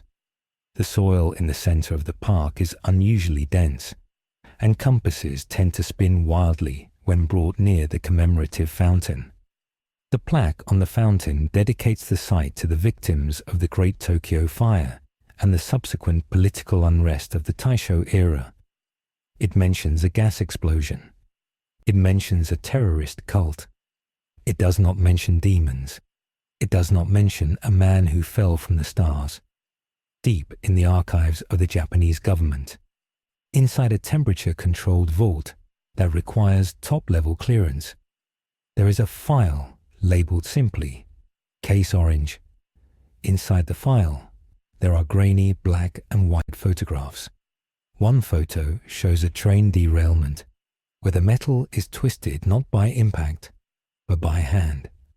Another photo shows the ruins of the Yoshiwara District, with a silhouette standing amidst the fire, glowing with a light that overexposed the film. The final photo is the most baffling. It is a picture of the sky taken by an astronomer on the night the Great Fire ended. It shows a streak of golden light leaving the atmosphere, punching a hole through the clouds that remained visible for 3 days. The scientists who study the file have no explanation. They have samples of a blue fabric found at the scene that is stronger than Kevlar and cannot be cut by modern lasers. They have soil samples from the park that contain traces of radiation not found anywhere else in the solar system. They call it the visitor event. They theorize it was a meteor or a secret weapon test or mass hysteria. They are wrong, but their ignorance keeps the world calm. The era of magic ended the moment Goku left. The physics of the world snapped back to normal. The demons, bereft of their progenitor, faded into dust and myth. The breathing styles became martial arts, practice for sport rather than survival. The Nichirin swords were locked away in museums or melted down to build skyscrapers. In a small house in the mountains, decades before the modern era, an elderly Tanjiro Kamado sat on his porch. He was wrinkled and frail, his left arm useless, his blind eye covered by a patch. But his good eye was bright. He watched his grandchildren playing in the yard. They were running and shouting, chasing a ball. There was no fear in their movements. They did not look at the shadows of the trees with suspicion. They did not know that the night used to have teeth. Tanjiro smiled. This was the victory. It was not the statues or the medals. It was the ability of a child to play outside after dark, without the risk of being eaten. Tanjiro kept a journal. It was the only record of the truth. In it, he wrote about the smell of the visitor. He wrote about the kindness that was wrapped in immense, terrifying power. He wrote about the day the sun rose twice. He described a man who fought not out of duty or hatred, but out of a simple, unyielding desire to test himself and protect the weak. Tanjiro often wondered where Goku had gone. He wondered if he was fighting other monsters in other worlds. He wondered if he was eating a good meal. On his deathbed, Tanjiro called his family close. He did not tell them about the blood and the horror. He told them a fairy tale. He told them about the Star Walker. He said that if they were ever truly afraid, if the world ever became too dark, they should look up at the sky and remember that there are guardians watching from beyond the clouds. He told them that strength is not about never breaking, but about mending the breaks and standing up again. He touched the scar on his forehead, which had faded to a pale line. He closed his eyes and remembered the sound of the dragon fist roaring. He remembered the feeling of the warm hand on his shoulder. He died with a smile, knowing that his debt was paid. The world moved on. The technology advanced. The internet connected minds in a way Muzan never could. But in the collective unconscious of Japan, a memory remained. It appeared in manga, in anime, in stories told by grandmothers. The archetype of the orange-clad hero became a cultural staple, a symbol of hope that arrives when all is lost. The people did not know his name was Goku. They did not know he was an alien. They only knew that once, a long time ago, the heavens descended to save the earth, and in the silence of the peace garden, when the wind blows just right, the leaves rustle with a sound that resembles the charging of energy, a faint rhythmic hum that whispers of a power sleeping, waiting, and remembering. The timeline was healed, but it was forever changed by the impact of the strongest warrior in the universe,